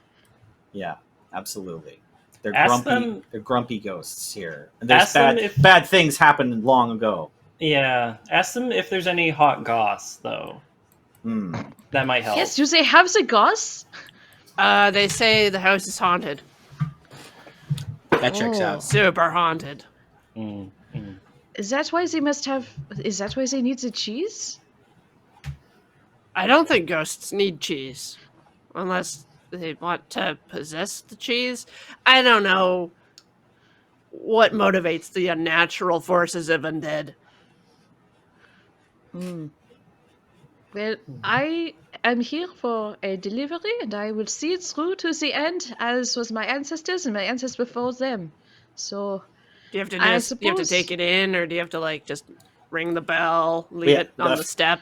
Flashback here to Ulrich's past encountered before this adventure started, when Ulrich was first set out after decades of learning the family trade and making the cheese with his milking his so many father goats. Hans and milking the goats, and then eventually the grandfather Gunther handing down the reins of the company to Hans, Ulrich's father, and now Hans wishes to retire and leave the reins of the company in Ulrich's hands. Ulrich's ready to step into his prime, and first they have to have a little meeting at the fire at the end of a long week of cheese production and delivery and consumption. And at the fire, Hans says, "My son, in our family, once a generation, we must deliver one wheel of cheese. Whoever is to be the leader of the Hummel empire of cheeses. He says this all in a perfect German accent. Must take Father, your accent is so perfect. must honor the wishes of that's right, of our very first customer, the great hunter Lord Brantifax, and we must place a wheel of cheese upon his hearth and offer it to him, and we must receive his good appreciation and his good favor to go forth and make more cheese. And we've been honoring this ever since, but I must tell you, Lord Brantifax has been dead for many years. I myself embarked upon this quest when I was about your age, and Gunther, my beautiful father, was ready to hand the reins of the company to me. And I don't want to tell you everything about it, because that wouldn't be very good storytelling, but it certainly shook me to my core. Now you must take this great wheel of cheese and bring it into the central room of the Chalet Brantifax, and there you must offer some cheese as best you can. And come back with great haste afterwards. And speak not with anyone unless you need to. Which you've Yes, Father. since I determined will you tell. wish to do. Go ahead. I will let Heidi know that I will be away for a couple of weeks. She will have to do the farmers market down in the valley herself for a little while, but I'm sure the triplets will be fine. Both Lars, Liesel, and Lotte, they're doing a real good job. Yes, I'm very proud of them. Yes, I'm very proud of my little triplets as well. Yeah. Well, I'll go Okay, ahead flash and forward. so Lars is standing there holding his cheese mace and looks really determined. He says, "The time has come for me to take on the reins of the Hummel cheese empire, and for that I must put this," motions at the mace, at the hearth inside the home of this Lord Brantifax, and offer it to him, so that he may appreciate it, perhaps beyond the grave. All right then, and then he starts like just la da da da da, and just goes up and I'm going to go sees into if this there's a place. doorbell. What about you, Absolutely. Terry? Did your map say anything? Terry's map doesn't have any description of the house, but you can look around, and it stands, atop this high hill overlooking fog-shrouded scrubland. There's brick walls, a sturdy wooden door with rusty iron hinges and fittings, and then you can see that it has oak floors between levels and clay roof tiles. The elements have gained a foothold through, so you see there's some broken windows. There's a vine that's clearly growing into one of the rooms. And yeah, there's a front door. It looks like it could be opened. I will get Pearl to push the door open. Oh, is Andy muted? I am muted. Very sorry about that. Is this the place the map is leading to? The mysterious Raven map? Is this? It certainly looks like it. You just passed on the mysterious Raven map. There was this place called the Scorch of the Red Worm, and then it's in the foggy moors west of there. The treasure's yours. And you have headed west from this place that looked like, a weird dragon volcano. Okay. After having passed, the boob bridge, a wooden bridge. Right, yeah. Okay, so we're here. We've come to the place. It looks like it, yeah. There's one tall, spindly building, and then a big house and some trees, and it's very misty here. Yeah. And I just noticed the thing that it says "evil beware." What is the punctuation on that? Is that evil, dash beware, or is it more addressing evil beware, sort of the Shadow Nose kind of thing? What is this? I guess there's no answers because this is from a book that you didn't write. So I can speculate myself and say, not sure if this helps. Anyway, you can see that there's no punctuation, but there are a lot of curly cues and unnecessary staves. That's evil. That's usually a bad sign. Yeah. Okay. Unnecessary punctuation, always bad. Yeah. Okay. Well, I guess. Yeah, Terry's gonna follow Ulrich to this front door and talk to Minty on the way. Minty, I'm not sure if this is going to help you with your wasting disease. Goodness gracious, I hope we come back to that eventually. It seems serious. But come on, for fun and ghosts and treasure and probably death. Come on! Maybe we should knock first. Yeah, good idea. Yeah. Ulrich is knocking on the door. Okay. Is there a knocker on it? No. It's like a little. Well, there's a crest above it, but it's been all like eroded over time and rusted, and parts of it oxidized. But there's just a big handle, and there's no knocker. There's just a brass, white like framing of it. But you can knock on the door, and you hear like just the wind rustling around you, and the sound of your knock on the inside, which is like a little muted, but clearly like this is a big thick door, and it sounds nice. Real wood sounds better than my desk. Yeah. This Okay. is a nice door. Okay, so you can open it through, and you see that it on the other side of it there's a wooden crossbar that could be lowered but isn't. It's just there. And then rusty iron hooks line the walls of the entrance foyer. Hanging from two of these hooks are a shovel and a rake. A dusty cloak is draped over a hook next to a round top door in the south wall. And I believe we could get the ground floor portion of the grid map up, if that's good, Paul. That's sort of the middle slice. Perfect.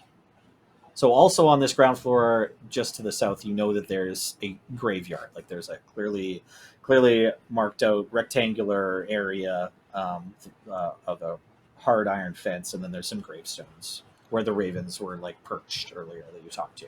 That's right. But you're going into the house, so we had the right one up earlier. And yeah, you're in the cloakroom now. Is that C4? C4. All right. Absolutely. I'd like to cast Detect Magic, which only lasts 10 minutes, but Okay. is blocked by a foot of stone and wood and stuff like that. So it has to be like line of sight. Yeah, that's Anything fine. magical will. Totally fine. Glow. Yeah, I'll give you a fairly loose 10 minutes here on Detect Magic. Nothing in this room is magical. There is a big shovel, which has clearly seen some use over the years, but still looks like it's serviceable, and a rake that could clean the place up maybe if anyone wanted to come live here again. And two harmless moths fly out of the cloak if you touch the cloak. One of the pockets contains a rusty iron key. Go ahead. Sorry. Well, I mean, I'm taking that key. Also, That's you fine. will notice that It's not magical. not magical. Nice. Mm-hmm. You get ping on your magic radar on Pearl. Such an aura. An aura. Yeah. Kind of Right. bad vibes, but mostly neutral. Also, Terry's Looky Loo is nearby. That's a magical Yeah. item. It's more than kind of bad vibes. Looking at Pearl. Yeah. Absolutely. Nothing on Ulrich. He just says, yoo-hoo! Yeah. As he No. The enters. cheese isn't magical? Well, it is very good. I've had people ask me if there is magic in making it, but the only magic we use is love. Aw. Aww. How much love All are right. you legally able to put in that cheese? Oh, there is no upper limit to the love. Goodness. Yes. Seems irresponsible. Jawohl. Ja. Jawohl.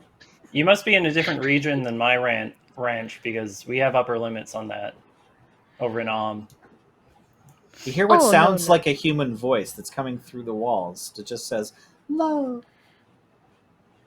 Just one. Fairly perceptible. Not sure what happened. It wasn't magic. Let's try this door. C5?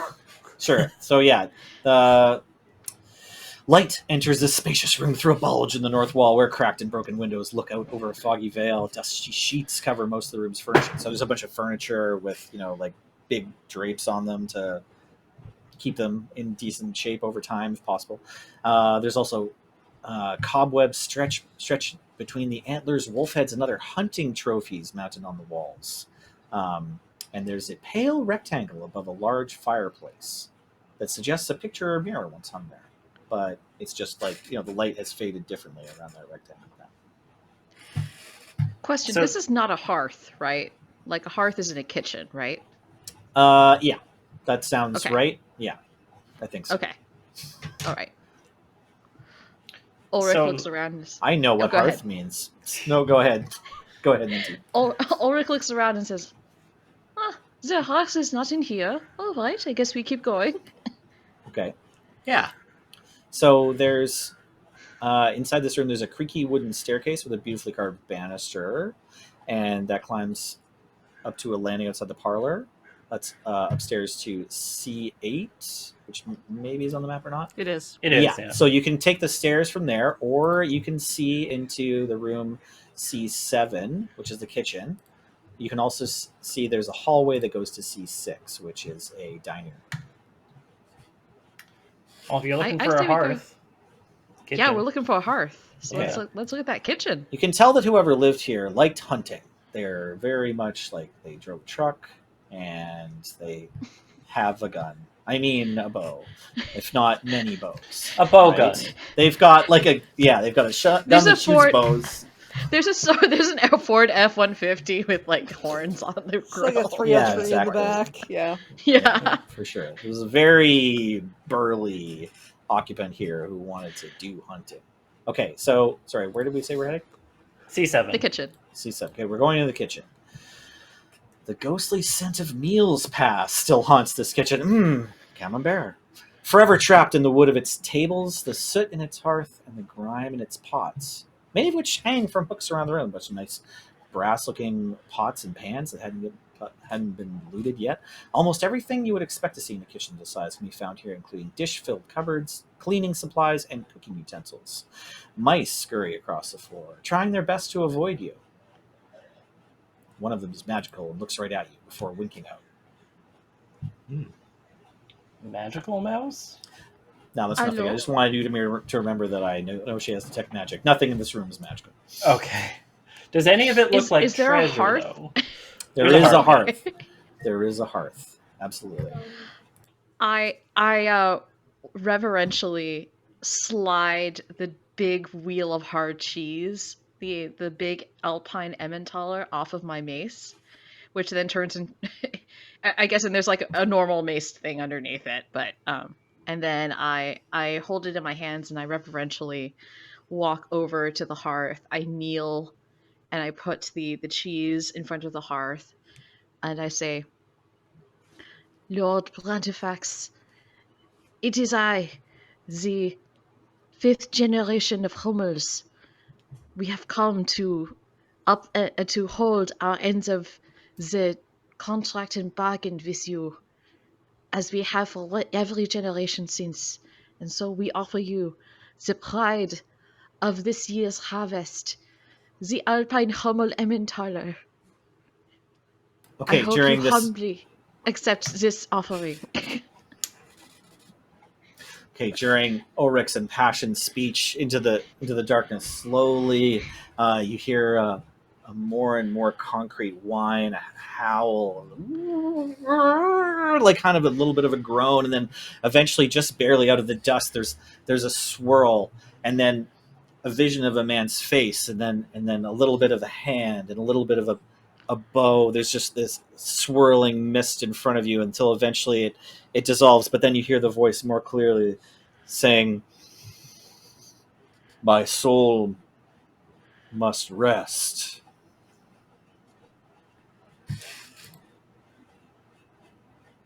You want a beer? And then Minty takes a beer out of his satchel and just offers it. Okay, the dust is gone and the voice isn't there anymore. All right, I'll have it. And he cracks it open and starts working on it. Ulrich gets up and says, "It seems that for Lord Brantifax to enjoy the cheese, he must be laid to rest first. After all, it is not good to eat cheese while you are stressed out."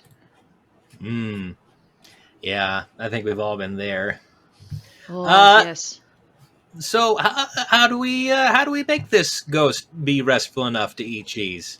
Do we know how this Brantifax person died? Also, this is all we've just casually witnessed a ghost and gone, yeah, a ghost. So how do we make the dead rest? Anybody know?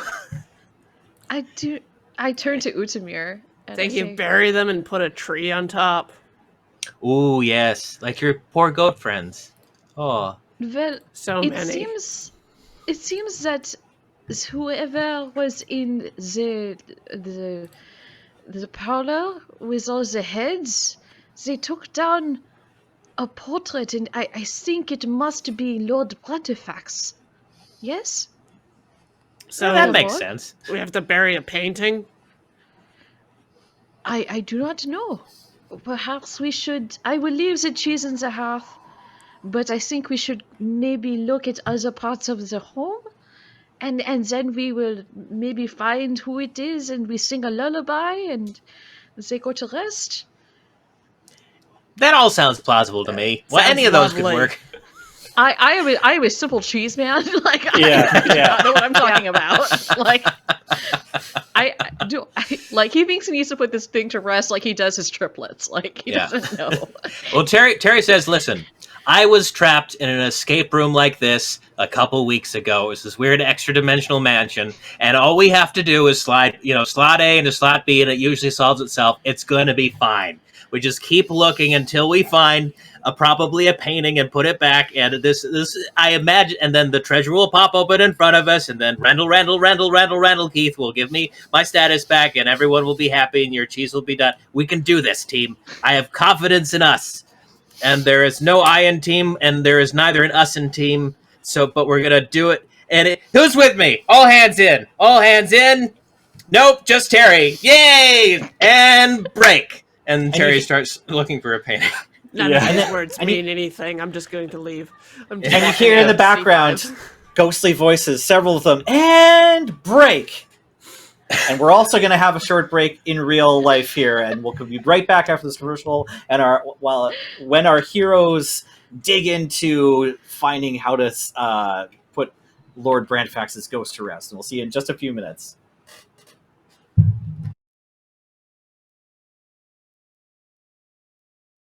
Welcome back to the thrilling conclusion of the Tale of the Haunted Cheese, aka the Book of the Raven. Our characters have recently placed a large wheel onto the hearth of the kitchen of Chalet Brantifax and been visited by this soul or spirit or conjuration of the long deceased Lord Brantifax. And then they Completely ignored the spirit of teamwork or any offers of Right. friendship or Yeah. outgoing. Ulrich is just like, we are already friends. I do not understand why we need to reaffirm this. We have to Walks we have out into the touch- parlor. We have to touch each other. Is this it? Yeah. No. C5 to C6. C6? okay. Sure. Now you're in the dining room. It's clearly a place where people ate. So, Circular. absolutely. That's interesting. Yeah. This circular chamber at the base of the tower contains a large oak dining table surrounded by 6 high-backed chairs, cards with images of stags and pigs and dogs and whatever else we can find to kill. Suspended above the table is a gaudy chandelier tied off with ropes. Puddles Sorry, of water. kill dogs? What? No, you thought it was a dog, but then when you look closely, it was a hyena. Wow. Okay. Brantifax just wanted to hunt everywhere. Who would eat a dog, right? They're way different from stags, definitely. Suspended above the high table, the Scotty chandelier, puddles of water on the flagstone floor are the result of moisture seeping in through them. 3 narrow broken windows, evenly spaced around the tower wall. There's a fireplace set in the wall, but it's blackened by soot. A search of the room yields nothing of value. No treasure here. Yeah. Looks But- like they're going to get Hello? some mold growth Although around there is the a- edges. There is a chair with like a carved image of a hyena on it. If Does that's it treasure have- to you. I point at the chair and I say, this is an interesting animal. I've never seen something like this before. Oh yeah. No, that's one of them laughing dogs. That's what's the word? Minty, what's the laughing dogs? What are they again? Oh, hyenas. They bother us at the ranch every once in a while. Yeah, that's it. Oh. Well, that is interesting. And then just walks out of the room.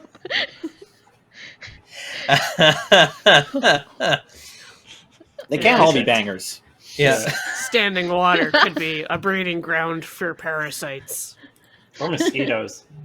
Oh yeah, and your Yes. detect magic spell lends you into understanding that there's quite a lot of microbiology going on there. Microbiology is magic. right? Yeah. It's benign, these but puddles, it's growing. These puddles are turning into the primal soup. Yeah. So back to C5. How do these stairs look? Do they Yeah. look like good stairs, solid stairs, strong stairs? The stairs are totally fine. This room isn't the den or whatever. The middle room here wasn't nearly as wet as the dining room, and you're sure these stairs are going to be fine until you step on them. That's good. The centerpiece of this parlor is gold inlaid table. Sorry, is a gold inlaid low table around which a handful of overstuffed chairs and sofas are neatly arranged. Other furniture includes a cabinet full of glass decanters and wine goblets, and a 6-foot tall gilded harp standing in the northwest corner. And then a staircase in the northeast corner ascends to the second floor, and several dusty sheets lie in a small heap instead of being on the furniture. Perhaps someone Rit- has been sitting here before. Yeah, it seems Like like recently? that's true. Well, they removed the sheets. There is still some Perhaps- dust on the sofa, Ah, so Been not and for some gone. time. but it doesn't Yeah. look like as much dust as was on the sheets downstairs. They're on the other furniture. Hey, So- does this qualify as a breaking and entering? Just putting that out there, because I'm kind of hazy on that. What we've done. I guess the door was open. Was the door open? It was It is The unlocked. door was now. open It was- and, It is was unlocked. established that I will make it. It was unlocked, and I am contractually obligated to make a delivery, and I need them to sign. So I do not have a signature. I need to get a signature for the cheese. Yeah. Okay, that sounds plausible. Okay, I feel much better about this now. Wandering through this rich person's house, we're just making a delivery. That's a good story. I like that. Thank you, Ulrich. Yeah, don't worry about it. As Minty takes one of the goblets from the little tray that they're on, whatever the little shelf, gives it a quick wipe out, and then just pours the rest of his beer into it to walk off with it. Decent. Shall we go upstairs? I should Upstairs. just before you leave All this right. floor. I don't think we talked about how in the cloakroom, there is a door from this room that there's a small door that you see that leads to some stairs down. See that arrow in C4.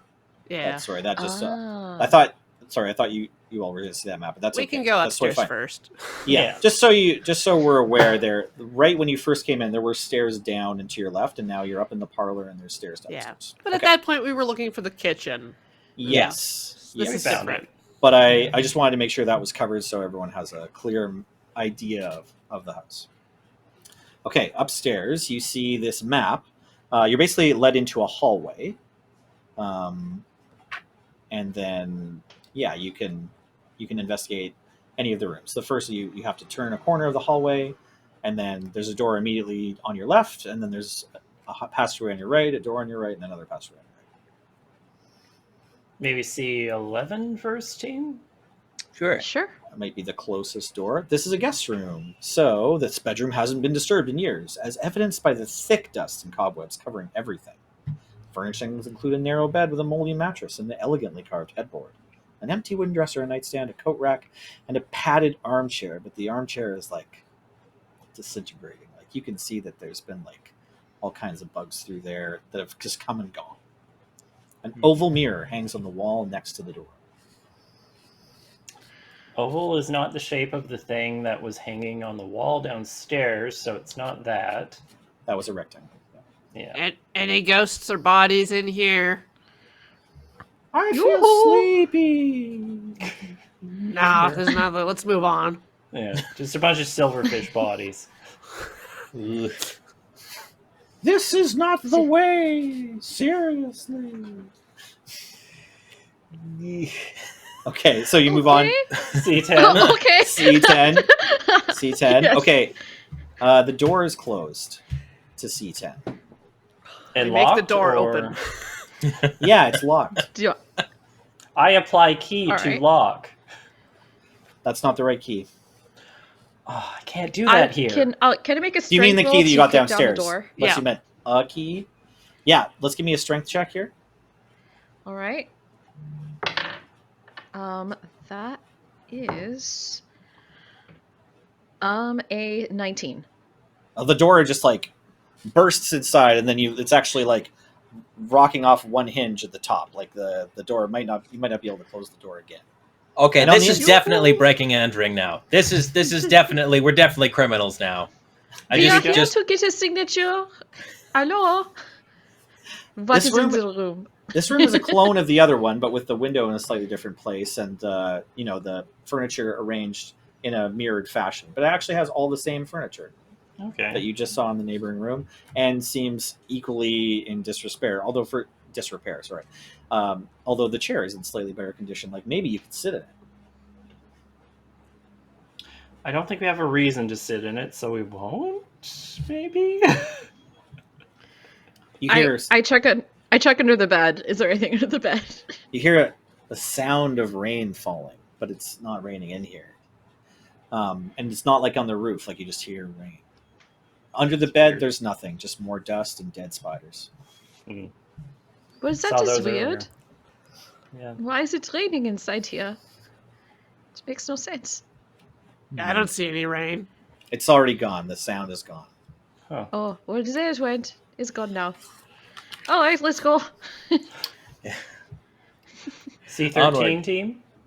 Yeah, Sure thing. let's do C13. All right, you enter C13, which is a master bedroom, clearly. This spacious bedroom has walls decorated with wainscoting. You know what that is, right? Never met him. Yeah. And rusty oil lamps. Wayne four-po- Scotting. Yeah, if Very you want to good. Google, just pause here and Google. WAIN. That's right. AIN. Scotting. SCOT1TING. There you go. Now you're ready to go shopping for a house.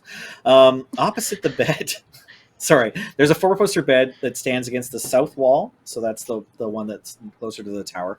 And its bedposts are carved to look like stags and wolves, and the one hyena and an elephant.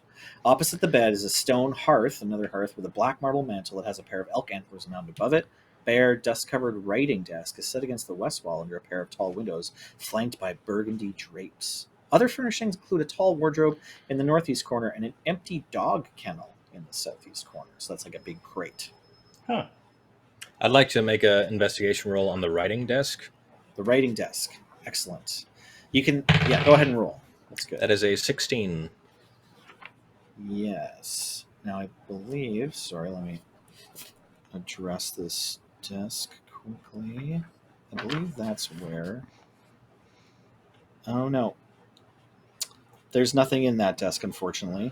It's got a few notes about supplies that Lord Branchfax needed that were unfinished, and a pen and a quill. And Just, nothing. dear Lady Nothing Brantifax, how I long for cheese. When will the cheese come? I crave Absolutely. that good hard lactose. When? Oh dear, more blood has been coughed into my handkerchief. When will the cheese come? And then just an ellipsis, and it drops Right. off the page.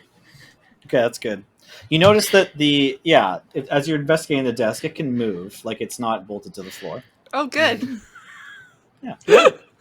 Ulrich picks up the desk. Great. Ulrich is holding the desk now. There's some dust underneath it. More Absolutely. silverfish. More Ulrich silverfish, puts down for the sure. desk. Okay. Ulrich would like to investigate the bed. Okay, the bed is bolted to the floor. And let's do searching the bed roll. So give me an intelligence check. Oh, okay. Let me. That's a 17. Okay, great. You notice that one of the bedposts moves. It can twist. Like it starts to give under your hand. Is this like the children's story tale where there's a bed knob, and then there are broomsticks, and then the bed can fly between dimensions? I've heard of such a story.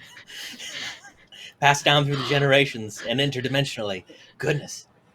No, it's not that at all. When you turn it, if you turn it far enough, it clicks, and then a door next to the next to the hearth sort of slowly swings open, like a door. Wait, flips there's a open over second there. hearth?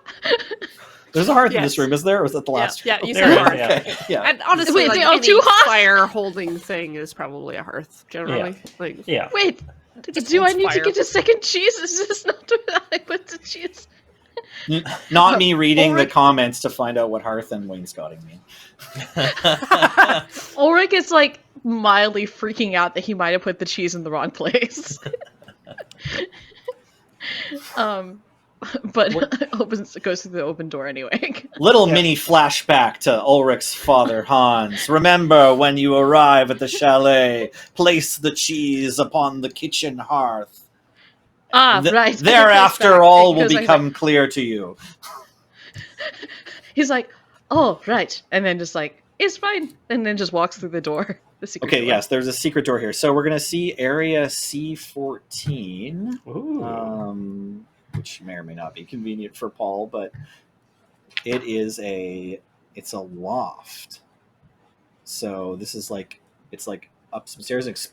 There's an explosion of some Ooh. kind that's damaged the two uppermost levels of this tower, creating a gaping hole between them, covering the area with soot.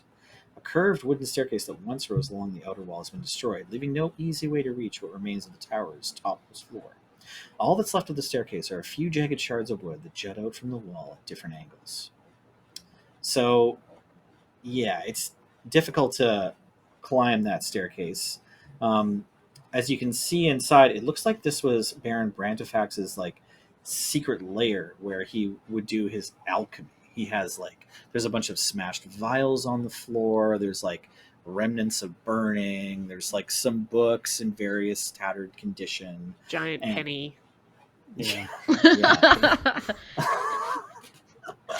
Yeah, exactly. If you can't make enough hunting, you need to like just invent gold somehow. So this is a room that was used to try to do magic, essentially, and your detect magic spells, while it's just about to wane out, can see that like, yeah, there were potions here that they're just trash now, but there's little glimmers of what should have been magic, or what was once magic, in this room. I guess he tried to make explosives and maybe got a hand blown off or something.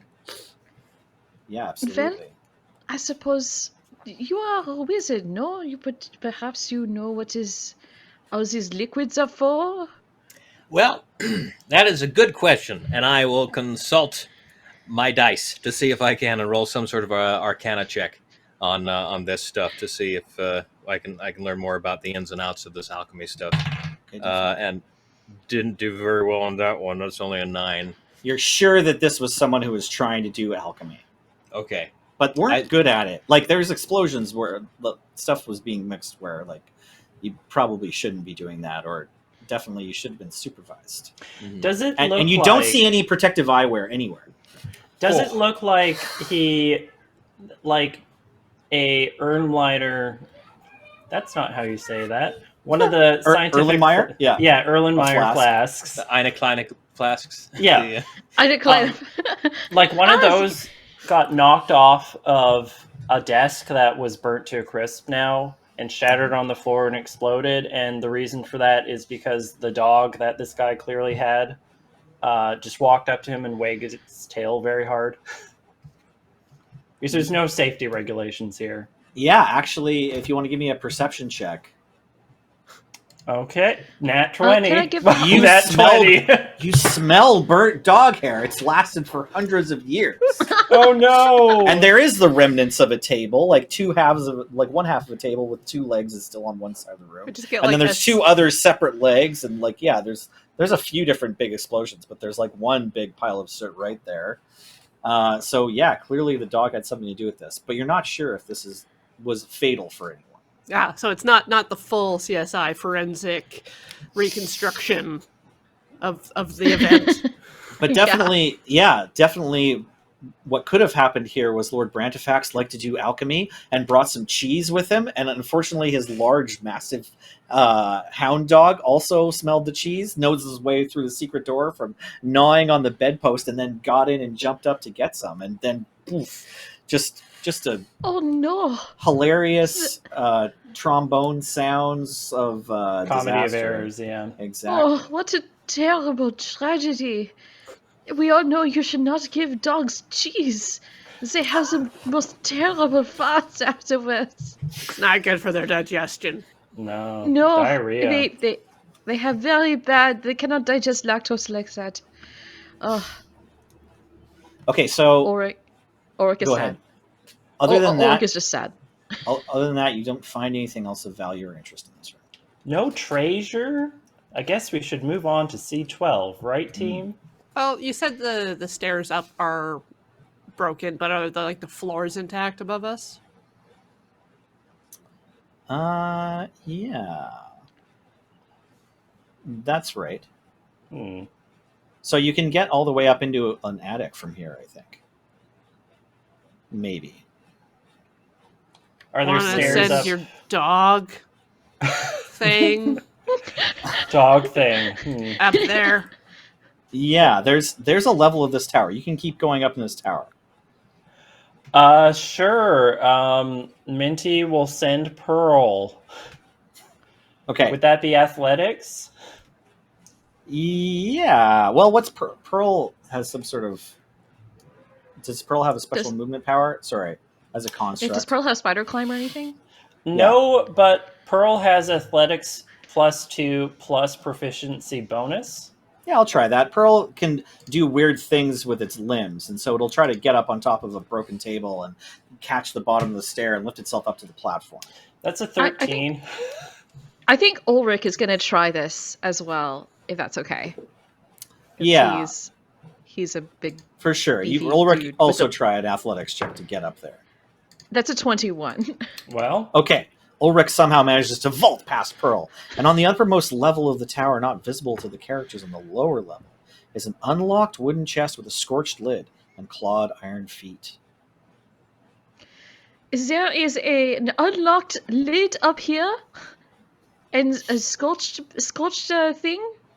I should look into it yet. Yeah. Yeah. Yes, please. yeah. Okay.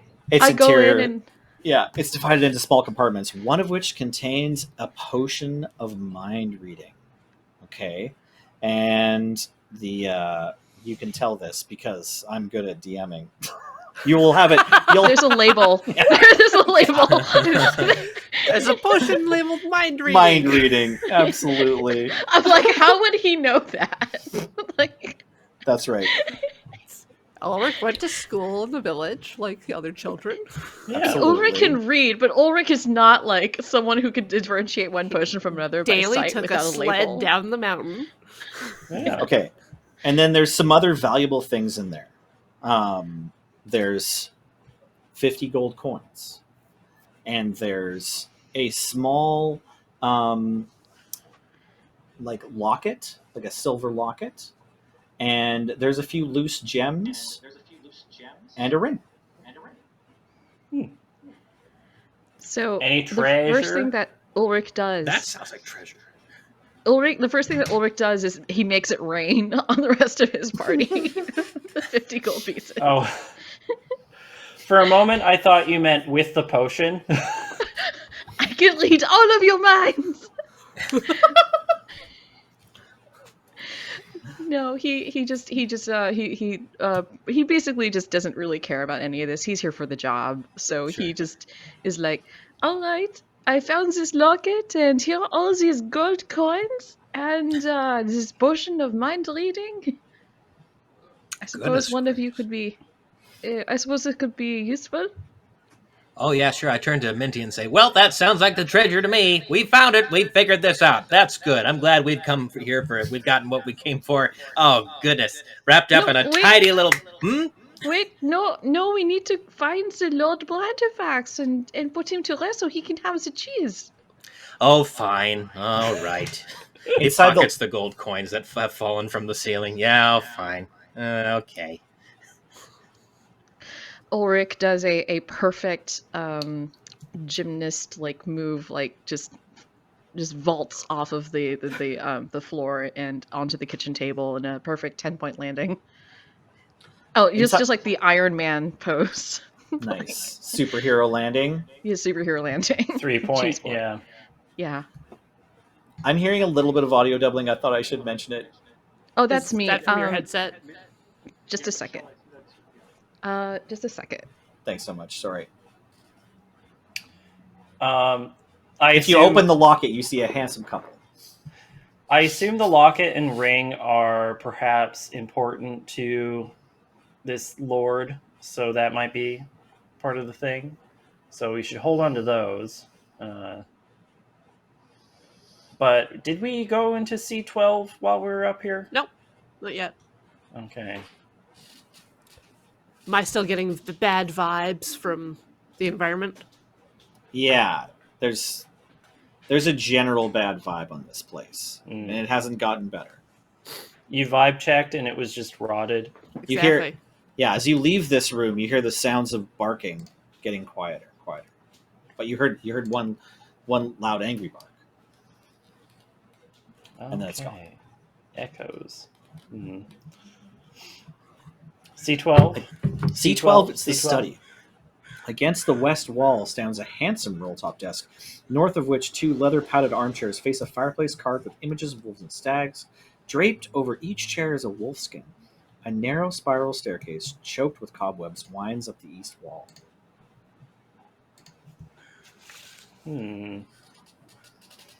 We search for treasure. Right, so there's clearly something going on with the desk here. Oh, this is the desk. Yeah. But it's locked.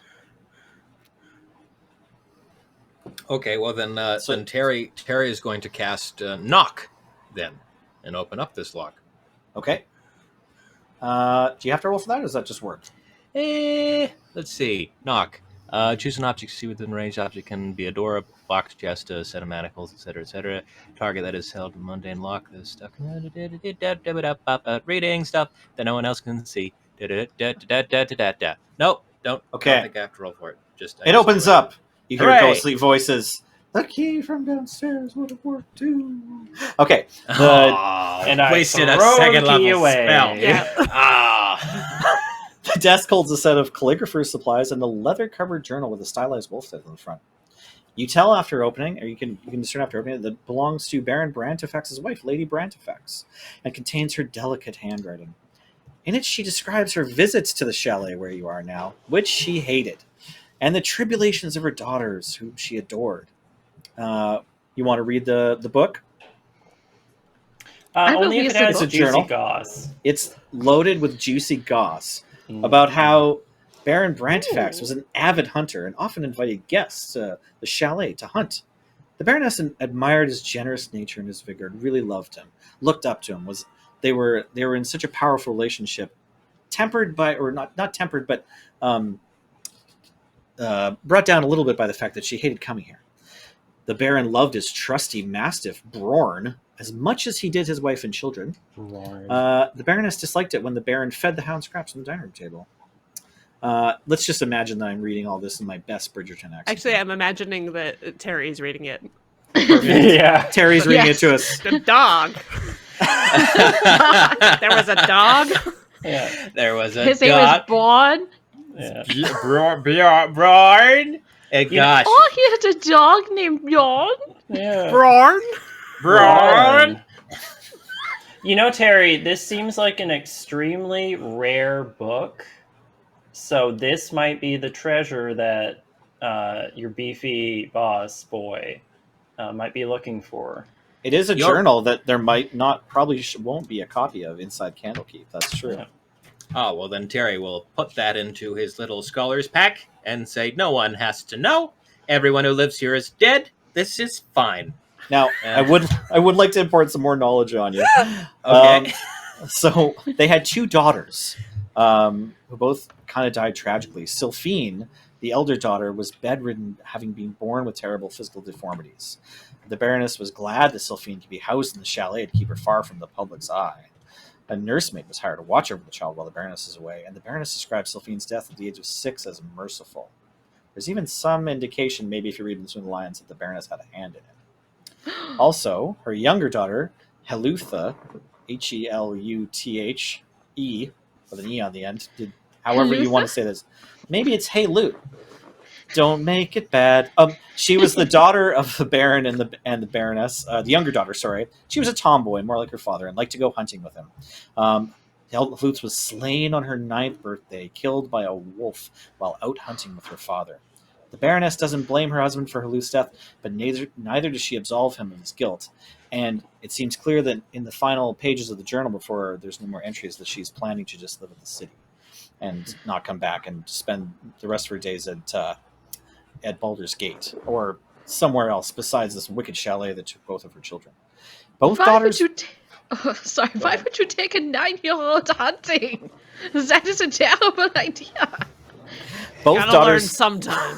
were buried in the chalet's graveyard. At the Baron's insistence, in her final journal entry, the Baroness speaks of evil whispers in the graveyard. Then she makes plans to leave and never return. So she could tell that it was beginning to be haunted. Huh. And she loved her husband dearly. So much. I do not know if I necessarily believe that she loved her husband as much as she says she does, because he sounds like a pretty crappy husband. Like, Heidi would leave me if I ever tried any of this stuff. And she would be right. Yeah. Different time, maybe. It was several hundred Perhaps. years ago. Sorry, I I mean- wasn't paying attention. Did he die? Well, they're all I- dead now. But not during the journal entries. So she just So left him. perhaps... She couldn't Yeah. come back to the chalet anymore. They had a I long can see distance why. relationship. That's right. I understand. It is hard to come back to a place filled with so much pain. And also, if you don't like hunting, this is sort of the worst. So maybe we go to the backyard. Maybe Lord Brantamir and his 2 daughters are back there somewhere. Yeah? Yeah, probably. Yeah. I guess so. We can talk with them. That'll go well. There's a All right. graveyard back there. Yeah, there's a chance that that's them. We haven't investigated it yet. There's also stairs up here if you want to go further up into the tower or into the main part of the house. Well, while we're up here, why don't we check out the attic and then go back down to the graveyard? Okay. Up the stairs into the attic nursery. This attic has a peaked roof. that Attic slopes- wait, attic nursery? Yeah. Well, the ceiling's would you- shorter, so small I get- people can fit up here. This is the kids' room. I guess you can't. It's creepy times 2. That's terrible. Dead child's attic nursery. So Terry, Minty, and Pearl are all fine, but Utamir and Ulrich have to curl down to Yeah, walk. I'm Ulrich- doing a Ulrich half is it, like, squat. An inverted L. He's just an inverted L. Yeah. Just Yeah. Walking through. side of head up against ceiling, just like, ugh. Okay, Yeah, this attic, Minty just passes a beer to both of you to help you deal with that. we're high up. Thank you. We're in a creepy haunted house. As you're going up the stairs, you hear the sound of breaking glass and pebbles falling. And ever so faintly, what might be a child's cry or it might be a cat. You're not sure. Just a weird little animal sound creeping through the walls.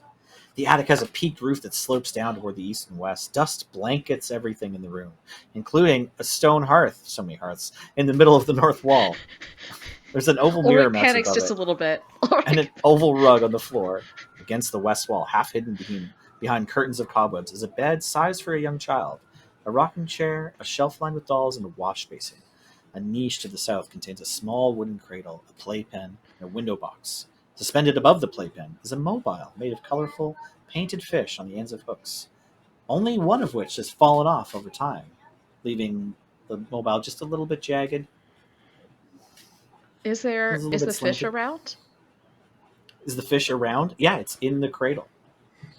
Ulrich picks up the fish and puts it back on the mobile. Well, it's like it's got a broken string, but maybe you can tie it back in through the loop. Do you want to do that? Yeah, he's Okay. gonna do that. Okay, the mobile is restored. Oh, and you can see on the map now. This is the Oh. one of 4 rooms in the upstairs. This is how it's laid out. Okay, that's fine. This is clearly where the two daughters lived. Okay. It's a beautiful nursery. Beautiful attic nursery. Creepy, It is- creepy attic nursery. It is not where I would put my children, but it is nice, Yaval. Yeah. Must have gotten stinking hot in summer, though. Oh, Yeah. As I said, not the best place to put children, but Yeah. I do not know. Maybe this is hundreds of years ago. Maybe they also believed in leeches and stuff. Well, Yeah. on to the graveyard then. Yep. Let's can check I Race out you a roll- dead there! And he body. sprints down the stairs. Can I roll an investigation check before we leave? Mm-hmm. Sure. Yeah. Let's get your roll. That's a 19. Okay. Damn. You see Ulrich on is- one. Yeah, We're doing well. that's right. You see next to the curtains, there's space that, like, the wall looks a little bit different in one spot. I go over to that. And you and press on it. Yeah. It lets you into the next room, C16, which appears to be a storage closet, like a large storage area. It's just, a regular part of the attic, but kind of big and nice, and has some shelving. But there's some holes in the roof here, though. You see the sky through two large holes in the peak of this attic. Much of the area has fallen prey to the elements, causing the objects stored here to rot. The room's filled with old chairs, tables, benches, hunting trophies, rolled-up rugs, a standing mirror, and similarly unwatched decor. Leaning against the east wall are 6 flat, rectangular objects wrapped in canvas sheets, framed pictures or mirrors. What do you think? And it's all just covered in bird poop. Yeah, and there's piles of dead spiders. There's clearly most of a rat the bird probably ate and then left there. And it's not you could cast grease in here and it might not be the worst part. Yeah. Ulrich squeezes through the tiny area, the tiny door. And, You can get calls- through there because the wall sort of shifts. Yeah, it's Yeah. like a Yeah, pocket door. he gets through and then he says, I think I have found the portraits, and goes over to the 6 rectangular portrait mirror things, possibly, Awesome. and starts uncovering them. They are, in fact, all paintings. We've got one depicts 3 deer grazing on a hilltop, backlit by the dawn.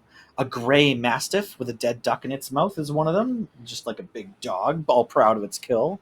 And then there's one with an armored knight on a hippogriff. Another one with, it's a portrait of Baron Brantifax, you're pretty sure, seated in a chair with his dog by its side. And then there's another one with Brantifax and his wife looking at each other. And then one with Brantifax and his wife and both children.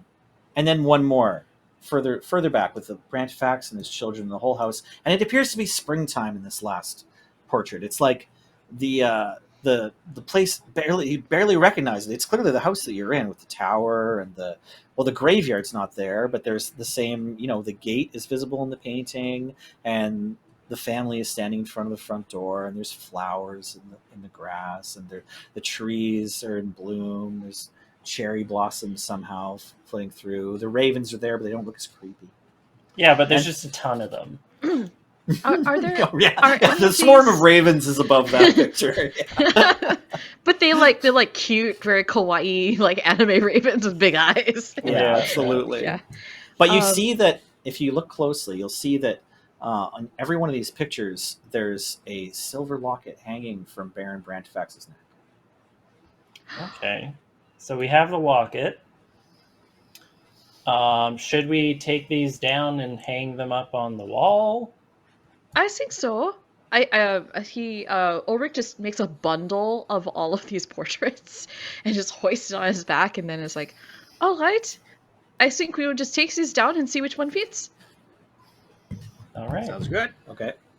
All right. You head back down to the first floor, and sure enough, any one of them fit. They could all just go on the wall. Okay. We put them all up on the wall. They're all the right size. Yeah. All 6 of them are just cluttered. The den looks much cheerier now. Yeah. It definitely looks nice. And Brantifax is staring at you, staring at his wife. He's all happy, and he's wearing his hunting clothes, adorned with his locket, and he's standing next to his children and some of them, and everyone seems to be doing a little better. There's a very good Terry- dog. Terry There's sticks like- his head into the kitchen and says, "Hey, Ghost, are you all fine yet? Is this doing it for you?" You hear back, no. Okay. And Terry comes back. Oh, it's not good enough. You didn't do Guess it we yet. gotta dig up the body. Yeah. Well, at least the den looks cheerier. Let's go look at the bodies. Okay, you head Yeah, out but- outside. Yeah. Okay, you're in the graveyard now. Oh boy. I'll just hit the Windows key just to scare myself. Sorry about that. Okay. You head to the graveyard. There's this big spiked gate that you see, and just past it, scene 9. Here we go. A 7-foot-tall wrought iron fence encloses a small graveyard south of the chalet. Set into the north side of the enclosure is the gate with the name Brantifax worked into an arch above it. In the yard are 4 graves, each marked with an engraved headstone. The elements have eroded the lettering on the headstones, so you have to get close enough to see it. From north to south here, the headstone engravings are Baron Brantifax, husband, father, hunter, and then a quote, "Let no man stand above another." And then there's a grave for the dog. The second one is Brorn, hound of Brantifax, faithful to the end. And then the 2 daughters after that. Heluth, our pride and joy lost too soon, and Sylphine, beloved daughter, may she find peace at last. I ask for the locket, and I think put Minty it. has it? I Yeah, think Minty sure. has it, right? Just hold it, hand it over. And Ulrich puts it on Lord Brantifax's grave. Does anything happen? Does anything happen? No, not yet. No. There was a shovel in the boot room. Grabbing There the was a shovel, shovel in the boot room. All right. starting Oh to dig. no! In the meantime, while you're grabbing Shovel the works shovel, great. while you're grabbing the shovel, Pearl just starts digging up the Brantifax's grave with the human hands as well. Just to help. Ulrich is very uncomfortable, just standing there with the locket in hand, just like Have very, you very tried unhappy. rubbing it on the dog's grave too? Ulrich just goes over to the dog's grave and then puts the locket there to see. He puts the locket on each of the graves to see if any of them work. Right. See, this is an escape room. This is just Yes. this is just trying things and seeing what the magical thing is you're supposed to do to make it all better. And I turn to Ulrich and I say, first time? Yeah. Yeah, this is gonna be very frustrating. It's a lot of throwing shit at the wall and seeing what sticks, and eventually we get to digging up dead bodies. It's you do this long enough, you're gonna be handling some corpses. And I'm sorry. And he takes out another butterscotch candy from Monoxa and says, "This helps," and offers it. Thank you. This does help. He eats the Yeah. butterscotch candy. As you just faintly keep hearing as you're placing the locket down, you can't use that here.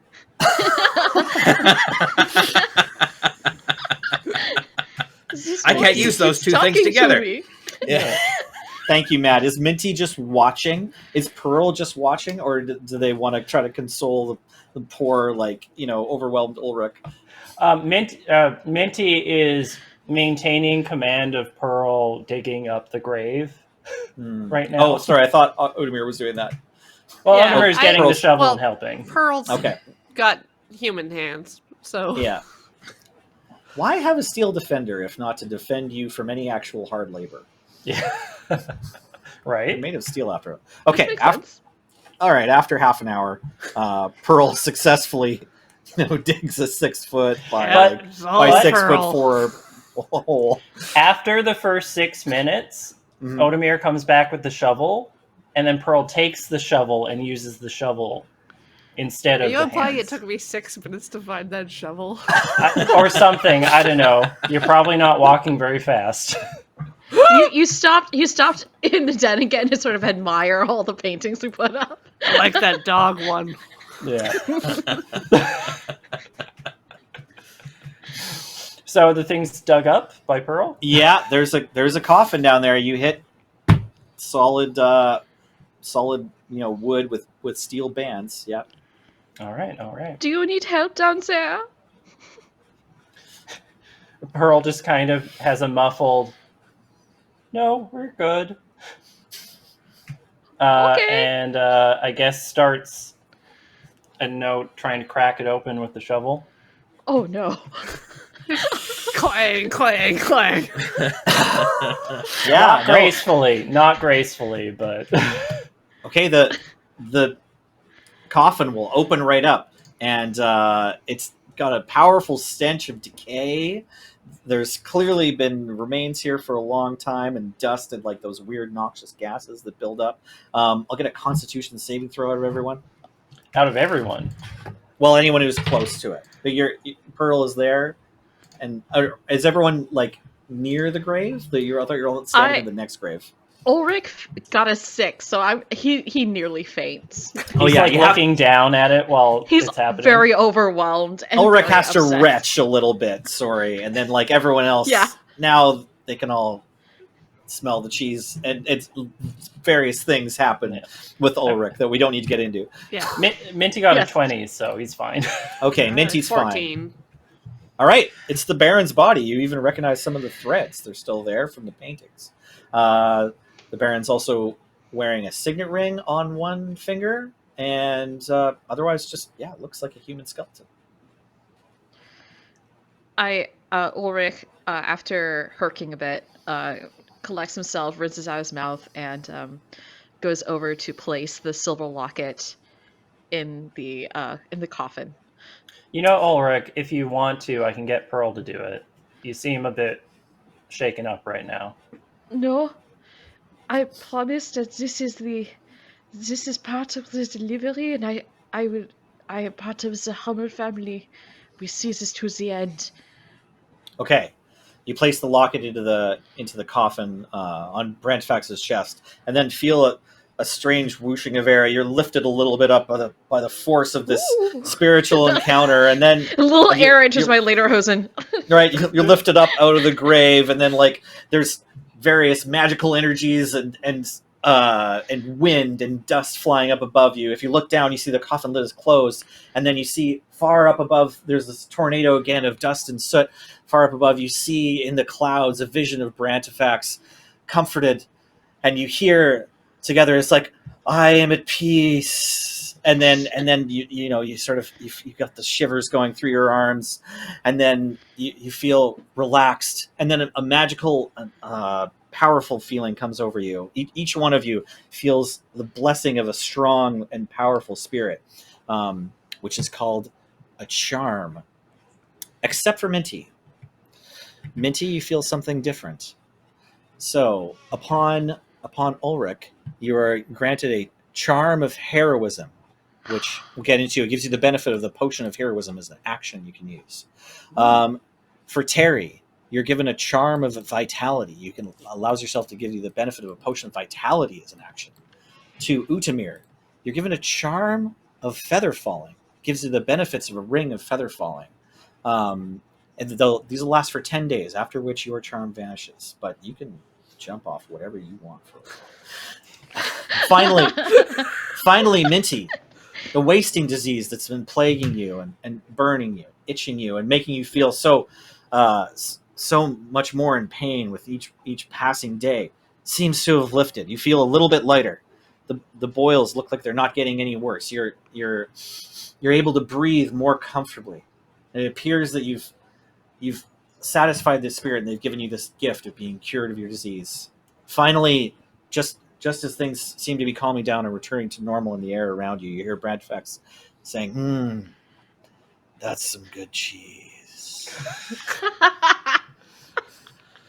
Don't make it weird, dude. You're 3 hours too late on that one. Yeah, He's just openly weeping. He's just so happy. He's like, my mission is complete. I can return home to Heidi and the triplets. And Okay. you are 36 goats and 72 sheep. Oh, you count them. Oh, of course. Minty Just love turns to resting. Terry and says, this worked out for both you and me because now I don't have to somehow soul bond myself to this construct and then just piss grease on all of your books because you failed me. Because I think that ghost just gave me the life that I wanted to live with my large half-orc wife that I love and the 16 children I have. Wait, 14 children 14. I have that I love. You've been so gone a much. while, Minty. There's a chance there's more kids when you get back. Yeah. Minty, I'm so glad that it's worked out for you, and you came to Candlekeep to find this thing, and very indirectly you got it, and all I ask in return is that you burn Pearl. Oh, I mean, for all your hard work, I was going to gift you Pearl. That's fine. That's so. There's an open grave right here. We could just plop her in there and. Ulrich is already filling in the grave. Yeah, I was gonna say, as this is happening, like, Udemir has closed the casket back up, hammered back in nails, Yeah, we're just hoisted out of the pit, it's been shoveling. Shoveling. Just I've shoveling. already selected a tree from one of my seedlings that I have pouches of to plant on top of it when we're done.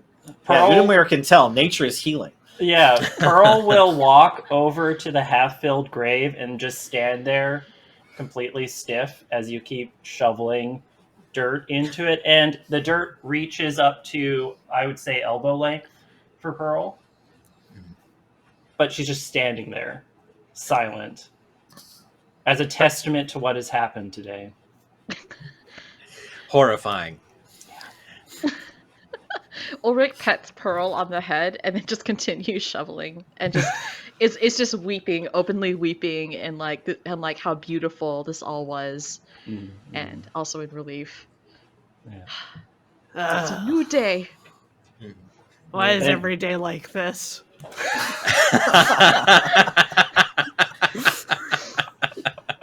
No, don't be like that, Udemir. Don't be like that, Udemir. Come. Let us clean ourselves up, go make a fire, and toast some cheese. I bought some pears. Oh, nice. An investigation of the kitchen would reveal 2 deep slices cut out of the cheese in the kitchen that was left on the hearth that have vanished with no sign of where they've gone. But otherwise, that concludes our trip through the Book of the Raven this evening, everyone. Thank you very much for playing